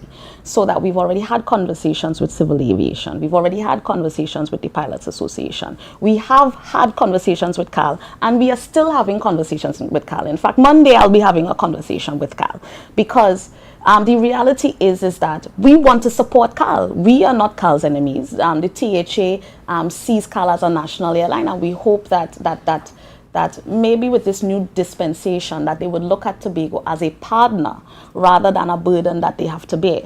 Because sometimes the posturing comes across as that Tobago is a loss-making venture, and they don't make as much money on the domestic air bridge as they do on other routes. But the reality is that the Tobago House of Assembly wants to look and have this relationship with Cal going forward, where we understand that Cal has their job to do in the national space. THA also has a responsibility to ensure that we could grow our tourism sector, and that Cal recognizes its role in that. And certainly some of the financial backing that we would give to international airlines to come into the destination, we would want to ensure that Cal can get access to some of that, to be able to provide certain types of connectivity, certainly on the regional level, certainly on the international level, so that these discussions with Cal going forward, at least from the THA THA standpoint is that we would want to see guaranteed minimum standards of service. We want to know that if it is that this is a certain amount of flights that you can provide under normal circumstances, that we do get those flights. That in a peak situation that we can get additional, and this is the amount of additional that we could get. The reality is that, and I like to use simple examples, simple maths. If we need 10 and Cal could get 5, we take the 5 gladly and say thank you, but we're looking for the other 5. Of course. And right now we are aggressively looking for the other 5. So, if I understand you correctly, now we're looking for other providers to come within the space to supplement that route between Trinidad and Tobago. Yes. And how far are we along in those discussions? What is the interest out there? So what we have decided to do is that, well, the division is no longer hard and fast responsible for airlift. That responsibility has been divested to the Tobago Tourism Agency. So one of the things that they would begin to do is get a consultant on board who will now guide them through the process of ensuring that we can now court other airlines in terms of coming into the space. We have been getting some support as well from the IDB with respect to how we can do that. We have gotten some suggestions on the table as to what we could look at, and there are some key airlift conferences that personnel from the tourism agency will be attending, because the reality is that there are carriers all over the world. There are carriers regionally, there are carriers internationally, and we have to get a sense of what it would cost us to get these carriers into the space, or what kind of arrangements could be put in place to get these carriers into the space, because it may not be a situation where we have to pay for airlift. It may be a situation where they want to fly because there is demand, but they may want some support with respect to fuel, or they may want some support with respect to waiving of certain taxes, things like that. So that we're looking at all the other possible options that we could utilize into getting carriers in this space. I would tell you this much. Tobago has a lot of support in the region. Our Caribbean neighbors are happy to see Tobago show up in the room, because certainly what happened 9 months ago has inspired a revolution of change across the Caribbean sphere. And because of that, Tobago is really on everybody's radar. Everybody wants to collaborate with us. They want to help us. They want to provide support. They want to provide advice. And in this time, I think that is something that we certainly could take advantage of. Okay, great. So it's good news hearing that there is a long-term plan being put into place. However, Carnival is just about 30 days away, 30-something days away. What is going to be put in place for those people who have been waiting, I would say impatiently, to get to Tobago and can't because of no flights or ferries? So I don't want to preempt the meeting I'm having with Cal on Monday, but we have had meetings with the major stakeholders, and when I say that, the mass bands, the promoters, who really we are depending on to bring forward this masqueraders masquerade and the spectators spectacle. And they've indicated to us that one of their major challenges has been getting persons who are interested in playing mass over to the island to ensure that they could have the beautiful experience of Tobago Carnival in October and get back to Trinidad or get back to wherever their territories are safely.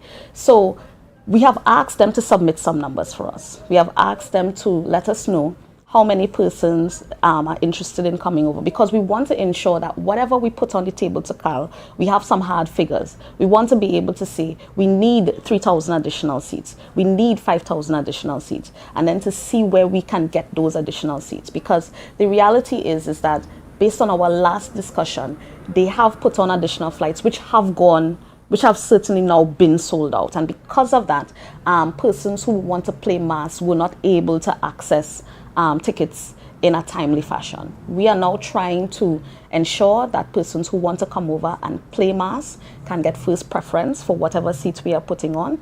And then after that, once those persons are satisfied, any other additional seats would be made available for sale. And then what about the concern of, persons like there are students that need to travel, there are people that need to travel for medical reasons, and those things do not stop or get put on pause just because there's a carnival. Yeah.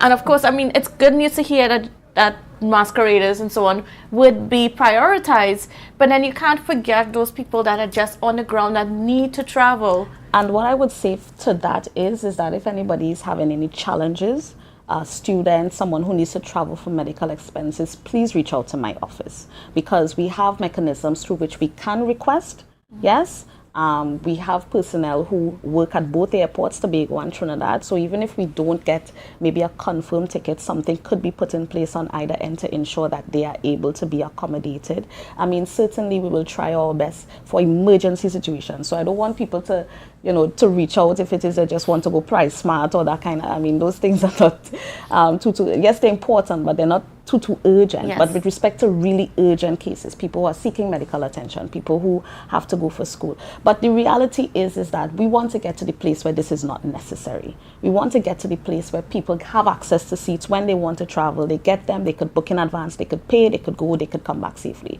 We want to ensure that if CAL for some reason is not able to supply all the seats that we need, that we can invite someone else into the space who is now able to supplement what is there, so that persons don't have to go jump through hoops to get something which is really more of a public transportation issue.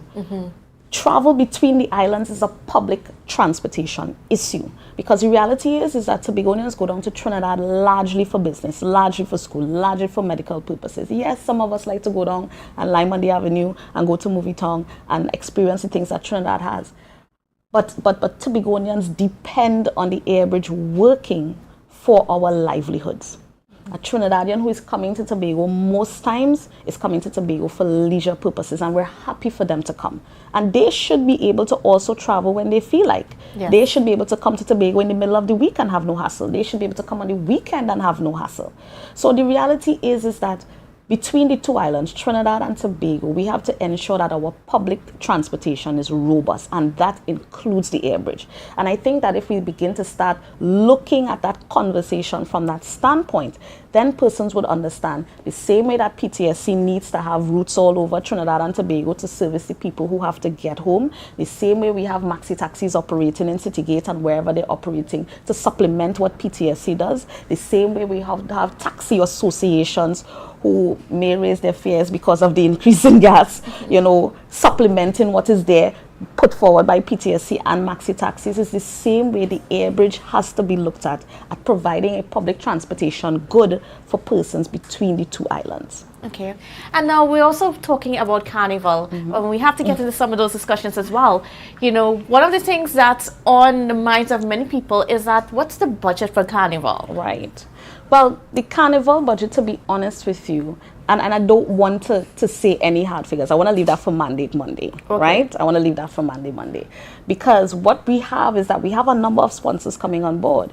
So that the things that we budgeted for in the very beginning of this process, we are finding that there's so much interest in sponsors coming on board to be part of the carnival experience that we no longer have to pay for these things. So are you saying that the budget would be less than anticipated? Less than what we initially budgeted for, because we have a number of sponsors who have come on board. They have pledged support both in cash and in kind to ensure that the carnival is successful, so that the outlay by the THA would not be at the level that it was when we first started this process. Okay. Yeah? Now, there's a complaint among a lot of people in the space that, the carnival for Tobago is too event heavy, Right. and does not necessarily focus on the culture and the art of carnival. Right. I mean, we saw that presented in the launch, the media launch Right. and so on. But, when you look at the calendar of events, Right. it's very event heavy and not so much culture. So the thing is, and this is kind of funny to hear that, one of the things that we were really concerned about was the lack of events. When we launched in August 17th, there were very few events on the calendar. We had the staple events, we had PAN, we had the major events over the weekend, the Juve, the Mud, the Night Mass, the Parade of the Bands. We had maybe 2, 3, or 4 flagship events. So there was the Tuco event, the Emerge event, and maybe one other. But largely there was an absence of events. Everybody has now become so excited that events have exploded all over the space. So now we have boat rides, we have Juve parties, we have all-inclusive. Major soca acts have now seen the value in Tobago, because again, the interest was not there initially. But now that everybody is now beginning to flood the space, we're seeing the emergence of all of these events.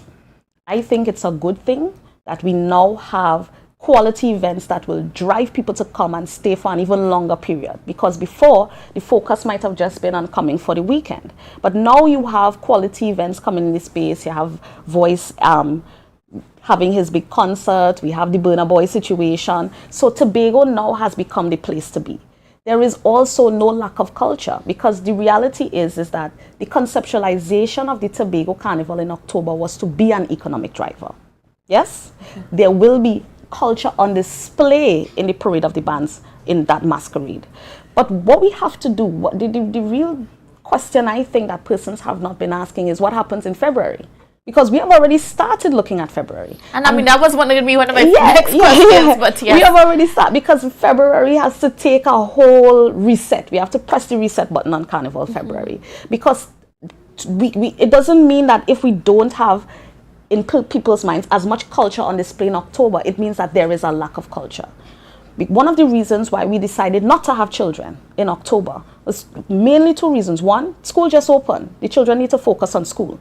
And we were very, very adamant that that had to be the focus, and especially coming out of the kind of results we had for SCA last year. We really felt that we didn't want to disrupt their school year by having that type of activity so early in the school term. And the second thing is as I said, it's an economic driver. We want adults to come and spend their money. We want Trinidadians to come. We want foreigners to come. We want Tobagonians to come out and, spend their money and put money immediately into the economy. February now. The idea for February is to really let the culture take center stage, let the culture talk, as I say. And I would actually implore you to invite my Assistant Secretary, Ms. Megan Morrison. Good morning, Ms. Morrison. Who has been very, very instrumental in ensuring that all of the things that have to be put in place for the cultural aspects to be celebrated in the October Carnival and will be celebrated in the February Carnival are there.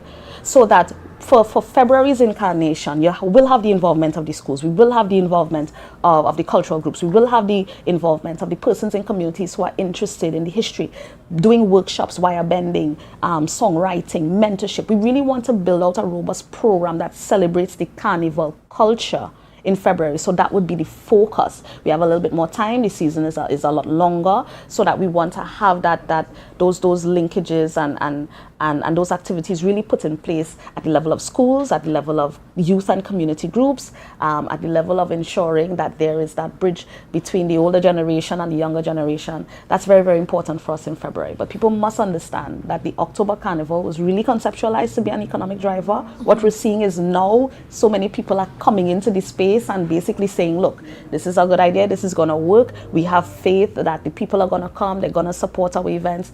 And we really, I am happy because it means that the more events means that we would have more suppliers who are coming on board to be able to provide goods and services for all of these activities. It means that persons who otherwise would not get access to work during this time of year are now looking forward to several gigs. Caterers, people who provide sound systems, people who put up infrastructure, people who do stage and lighting, people who provide private security services, people who provide bar services. I mean, the industry really is already reaping positive benefits from what is happening in space. And I just kind of implore people to let's see how the first year goes. We know that everything was not perfect in the start. We know that we will not get everything right. But I think that the most important thing is, one, ensuring that people have a good time and have a good time safely, because safety is our number one priority. Two, we ensure that we boost our economy to the point where the average man is able to benefit from the presence of the carnival product in the space. And three, that we create a product that could stand the test of time and could now be ranked among the best in the world. And I think that designation, I mean, Tobago is already ranked #1 by National Geographic, so we might as well go up there in the carnival sphere, certainly. And I mean, if we're going towards being the greatest little island in the planet, then we have to have one of the greatest carnivals on the planet as well. How many people are we expecting in Tobago so far from your preliminary numbers? What kind of numbers are we looking at? Preliminary numbers look like Easter weekend bad. Yes.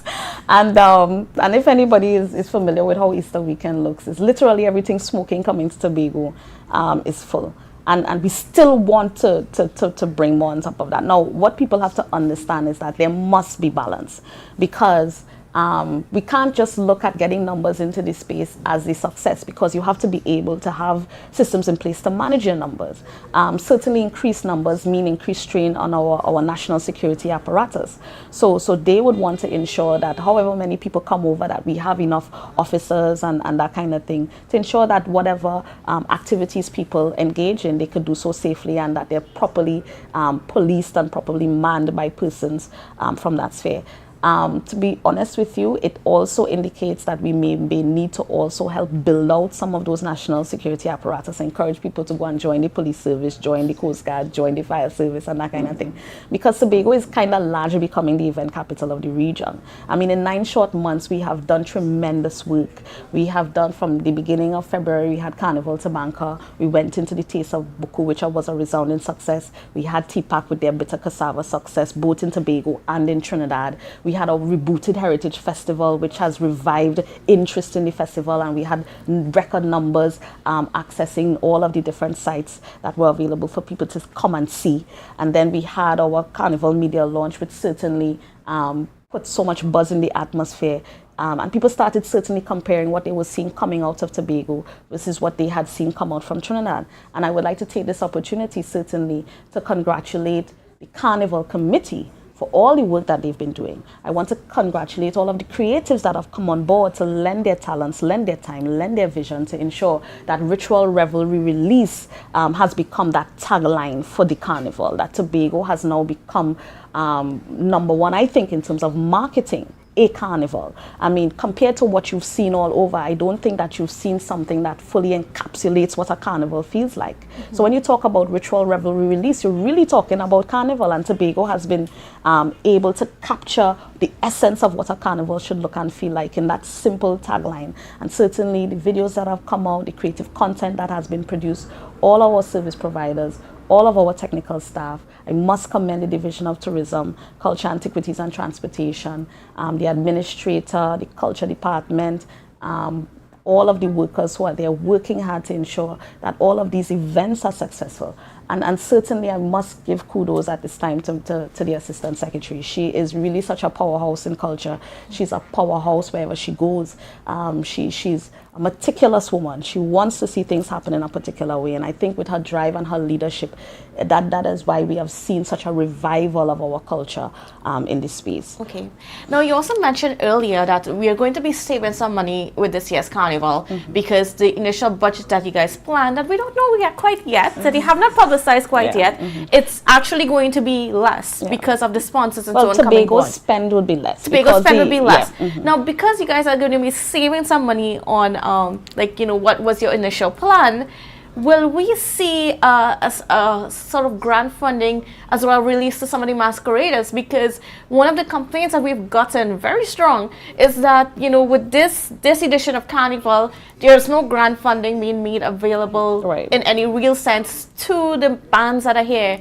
And, for them, it's like they're coming out of the COVID-19 pandemic, they're coming out of, depressed monies, so that it is difficult for them to get going and to put it all together in such a short space of time. I'm glad you asked that, because we actually had a meeting with them last week Friday, and we were able to hear those concerns firsthand, and the Chief Secretary was there in that meeting.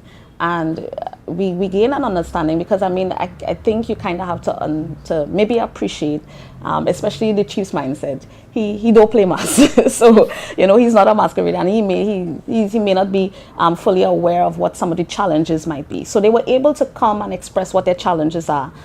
Certainly, three things came very strongly to the forefront. One, the accessibility. So the availability of airline tickets and boat tickets to get persons who are interested in Trinidad to come over here and play mass with these bands, because I would say that the quality of what I've seen put out is excellent. I mean, they can rival any mass band in Trinidad from what I've seen. So that Tobago has good mass, and it has good mass that people can afford to play. And there are persons in Trinidad who have stated, look, I want to come and play. I just don't know how to get there. So accessibility has been one of the major challenges. The second is cash flow in terms of having cash available to begin production or to continue production. The cost of materials was mentioned. Oh, yes. The fact that they pay between 50 to 100% markup on materials versus if they purchase in Trinidad. So that was an issue. And the third issue largely was ensuring that they could put out a good product on the road. So they had some concerns about the route and that kind of thing, but remember, this is our first Tobago Carnival. So we implore people to trust the process with respect to that. So are we going to see that assistance? So what came out of the meeting was that a decision was taken that the THA will provide assistance to them by way of maybe grants and subsidies. And we are looking at other mechanisms because we don't just want to continue something that may not have resulted in the best quality mass coming forward, because we've had situations where we would give grants and then the bands are pretty small, there's very low uptake, that kind of thing. So we want to make sure that if the THAs make an investment in mass, an investment in mass bands, that one, the product is good, and two, that they can get as many persons as they are hoping for to come and play and have that experience. So we actually have another meeting with them tomorrow to kind of finalize what the arrangements would be, because different bands need different things. Some people may need a grant. Some people may largely need something like a mechanism to ensure that they have 100 masqueraders who want to play in Tobago. How can we ensure that those 100 masqueraders can get to Tobago? So we're having another meeting with them tomorrow to finalize all the arrangements to ensure that they should get that that support in the shortest possible time. What about the updates on the route? Because you mentioned that was a concern that was put forward to you. Have there been any changes, especially for the Sunday route? Right. So what is taking place with respect to the routes is that last week TMUT did a drive around, because we did announce that we had some secondary road infrastructure that we wanted to build out to ensure that the connectivity remained regardless of where the parades were taking place, whether it be Juve, whether it be night mass, whether it be the Sunday route. So I have not had the opportunity to meet with them as yet because I was out of the country. So I'm back now, and I need to get some updates with respect to what is taking place. Certainly in terms of the work that has to take place on the secondary road infrastructure, these things have to start so that we ensure that all systems are go. Largely the concerns about the route, some were saying it was too long, some were saying it was too short.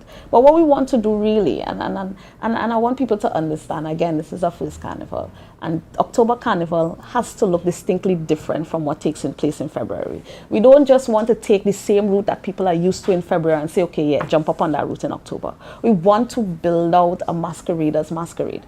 So the route that we are looking at allows us to build certain elements into the route that would make the masquerading experience one that is second to none.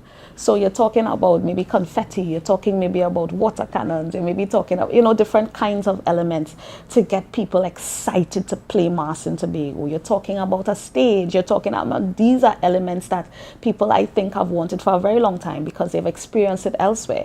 So we're excited to see what we could do with the route to ensure that we could bring that magic and bring that excitement to people's experiences in Tobago. So we just ask people to be patient and trust the process. Certainly we're not going to take you in a place which is unsafe. Certainly we're not going to take you into a place where you're hot and bothered, and we will build out the amenities on the route. So you will have rest stops, you will have toilet facilities, you will have places to sit. We've thought about it all. So it is just for us, I think, to see the thing unfold, and it will unfold magically and beautifully and successfully. Yes? Are you worried that this road infrastructure works will not be finished in time? No, I'm not worried at all, because if I know my colleague, Secretary James, failure is not a word in his vocabulary. Yes, and he has given me assurances that all will be well, and I trust that all will be well. Okay. Now, we only have a couple more minutes left, but I also want to touch, which just means that you need to come back more often. Yeah. I want to touch on just some of the developments that are happening within our tourism space. And what I know a major part, and you kind of alluded to it earlier, a major part of your portfolio is that of antiquities, and that's the protection of our heritage sites and so on. And when you came into office, that you place some importance where that's concerned.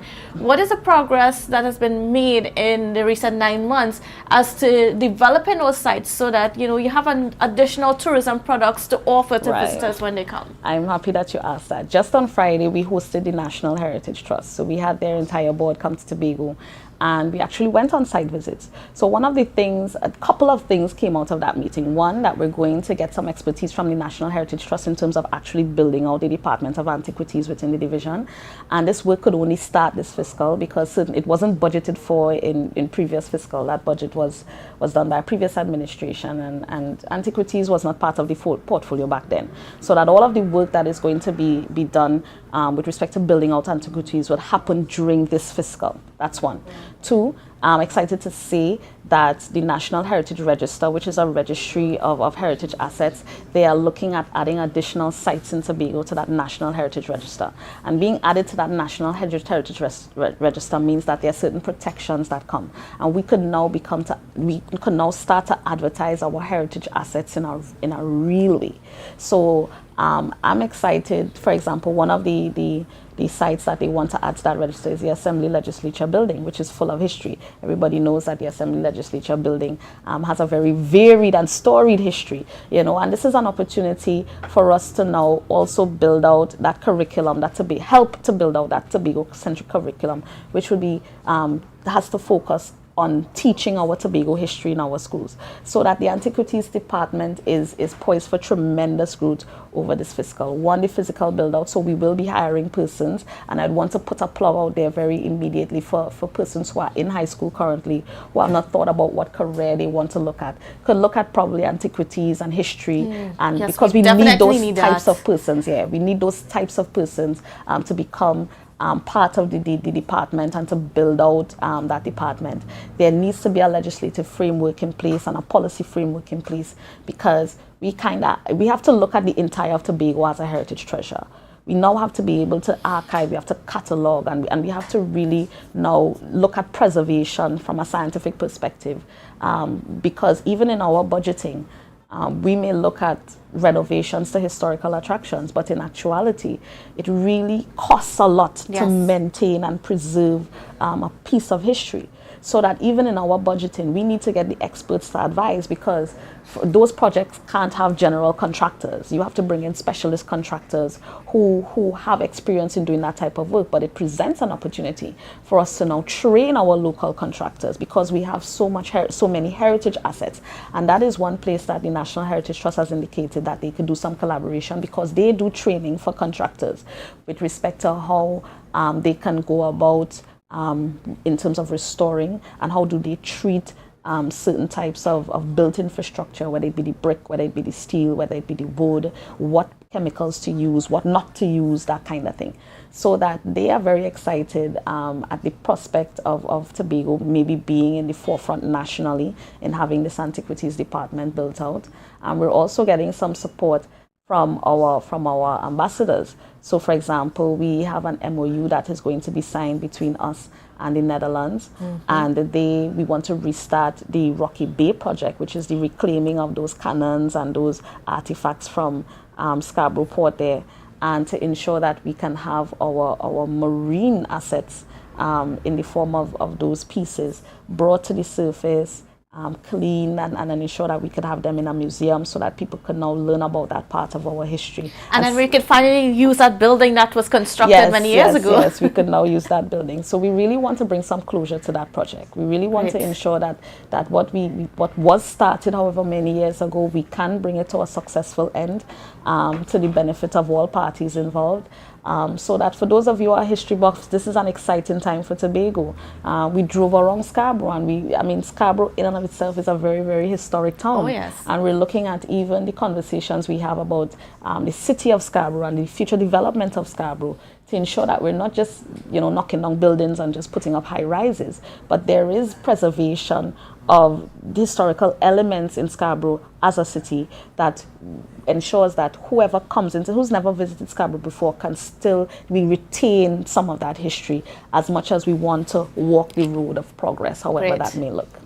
All right, Miss Sashia Barisol, you spent a good time with us this morning, diving into some of the issues, and we have a lot more issues to dive into. Yeah. However, this is just the tip of the iceberg. Yes, and perhaps an encouragement for you to come back and to give us updates as we go along. Yes, I mean, of course, the next month, next few weeks, Carnival is going to overtake the conversation, but we can't forget the rest of the tourism product, because there's a lot that's happening within our space. And I mean, so we're hoping to have more of those conversations in the future. Certainly. Okay, viewers, now we have just a little bit more for you. Next on the program, we have Pastor Terrence Baines, who's going to be speaking to us about a special little project coming up soon. Don't go anywhere.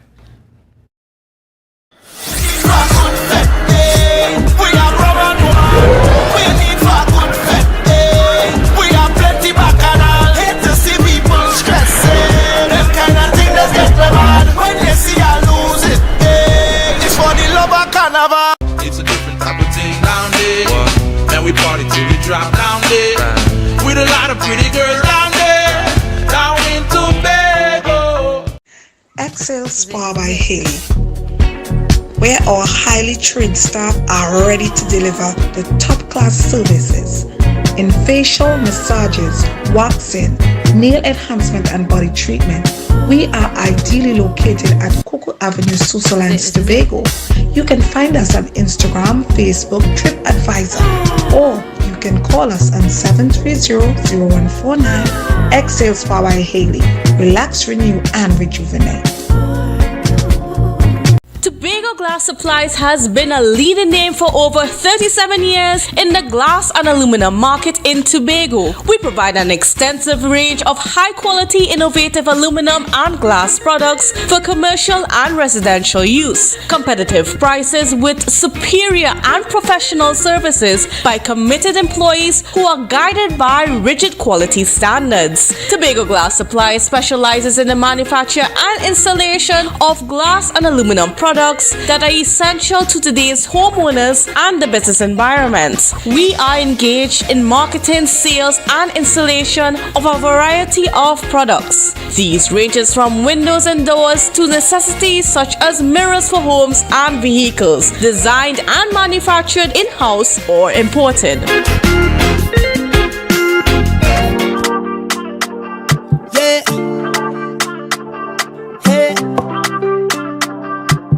Tobago updates. Good morning, Tobago. Wake up with Candace and Denasia. Let's go.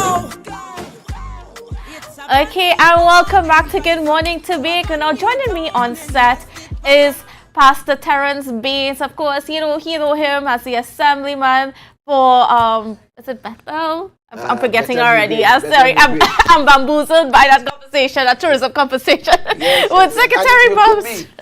She's a charismatic lady, so I'm not surprised at all. Yes, there's a lot more to get into when it comes to tourism. Indeed. But we need to get into your conversation, that is about city prayer. So tell me about City Prayer. Yes, well, City Prayer is the brainchild of Bishop Andrew John of Covenant House of Praise in Trinidad. They've been doing that for some years now. That is where they meet in a space in the city and invite persons to come for the lunchtime hour from 12 to 1 for a time of prayer, praying for the nation, praying for various needs and concerns and stuff. And it is a useful thing, and all of us can agree that there is need for prayer in this space. And I thought that we need to have a Tobago edition of City Prayer. I didn't plan it, seeing all the things that has happened in the last week or so. We have had some 3 murders in like 3 days kind of thing. Notwithstanding some of the other social ills that we have been trying to grapple with in this space, some of the political challenges and all of that, and of course the personal needs that people have and so on. So this is the philosophy behind City Prayer, the Tobago edition. So when does it start? All right, so we launch City Prayer tomorrow. Right here on the 3rd floor of the Port Mall. We are your neighbors, you understand? And we're going to be here from 12 to 1. and it will be something that will be happening every Thursday thereafter. And our special guest, of course, is Bishop Andrew John, who is the principal behind this whole city prayer thing, and of course Pastor Justin Smith has been one of those principals as well. And going forward, so tomorrow we are specifically focusing on what is happening in the Tobago space, the violence that we are seeing, some of the other social ills, some of the political challenges that we are facing, and looking to God for divine intervention. And of course, if people have personal concerns that they want us to pray about, we are going to look at that as well. So the invitation is for all persons who are in and around the Scarborough area or can get to the Port Mall for lunchtime, so that we can join together and begin to pray. We cannot have enough prayer. I think every reasonable person can agree with that. Of course. Yes. I mean, and then why is it so important that now Yes. we're able to start something like this? Yes, and the thing is, and that's it. I mean, like I said, the present events that are taking place were not behind us starting. We just had in my mind as we were planning that we were going to do it this time. It just so happened that it coincides with all that is happening and so on. And God is on top of everything, and He drives inspiration and so on, and helps us to do what we need to do at a particular time that it is most needed. And so I think that it is going to be beneficial for the island, it is going to be beneficial for our people, it's going to be beneficial for the country, as a matter of fact.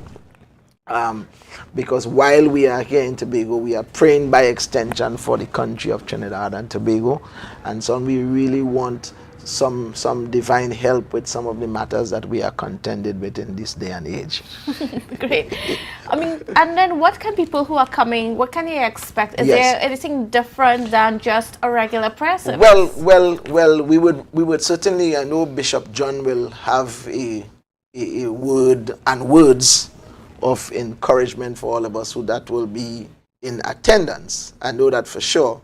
And we will expect inspiration, motivation, and so on, and even some of the things that he has experienced since he started. And it has been successful. It has morphed into a radio program as well, where they do prayer early in the morning to start the day and that kind of stuff, So we are very, very encouraged, and we are anticipating a great time. And one of the things about when you come in the presence of God, if I can use that term, is the possibilities are endless. You understand? While we have a particular program, but at the same time we are expecting unexpected blessings. Let me put it that way. You understand? And people should just come with expectancy. And I believe prayer is something prayer can't just be a program item. When we have in these different things, we say, let's pray. But prayer has to be something that is more significant. It has to be something that is more intimate, and something that is more dependable and predictable. And in my experience for the past 3 decades, and I'm sure many others can testify, is that God really answers prayer. And so we are going to pray about the climate of violence that we have in Tobago. We're going to pray about some of the social ills that we see in the various communities. We are going to pray about our political climate. We're going to pray for everybody in the government, the chief secretary, the minority leader. We're going to pray for everybody. You understand? Because really we want Tobago to have the best that can be afforded at this particular point in time. And so on. We're going to pray about the general spiritual climate of Tobago as well, and so that God will help us. And so it's a comprehensive season, and we really look forward for all those who can join us on the 3rd floor at the Port Mall. You can't miss it. We are neighbors with Tobago Updates, all of you, and you are fans of Tobago Updates. You understand? You can't miss it, and it's going to be something really great, and we're looking forward for a great time. Okay, great. Yes. Well, viewers, there you have it. So, if you want to join in that spiritual strengthening in Tobago, come here at 12 o'clock tomorrow. Well, not here in the studios, but next door to our studios, right?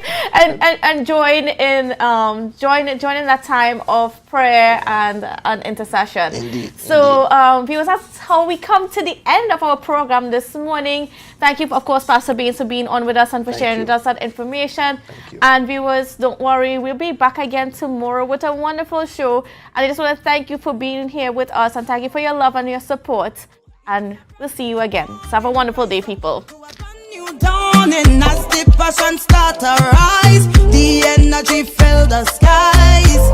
I say thanks for favor, to wake up and hear me neighbor. 60,000 people strong.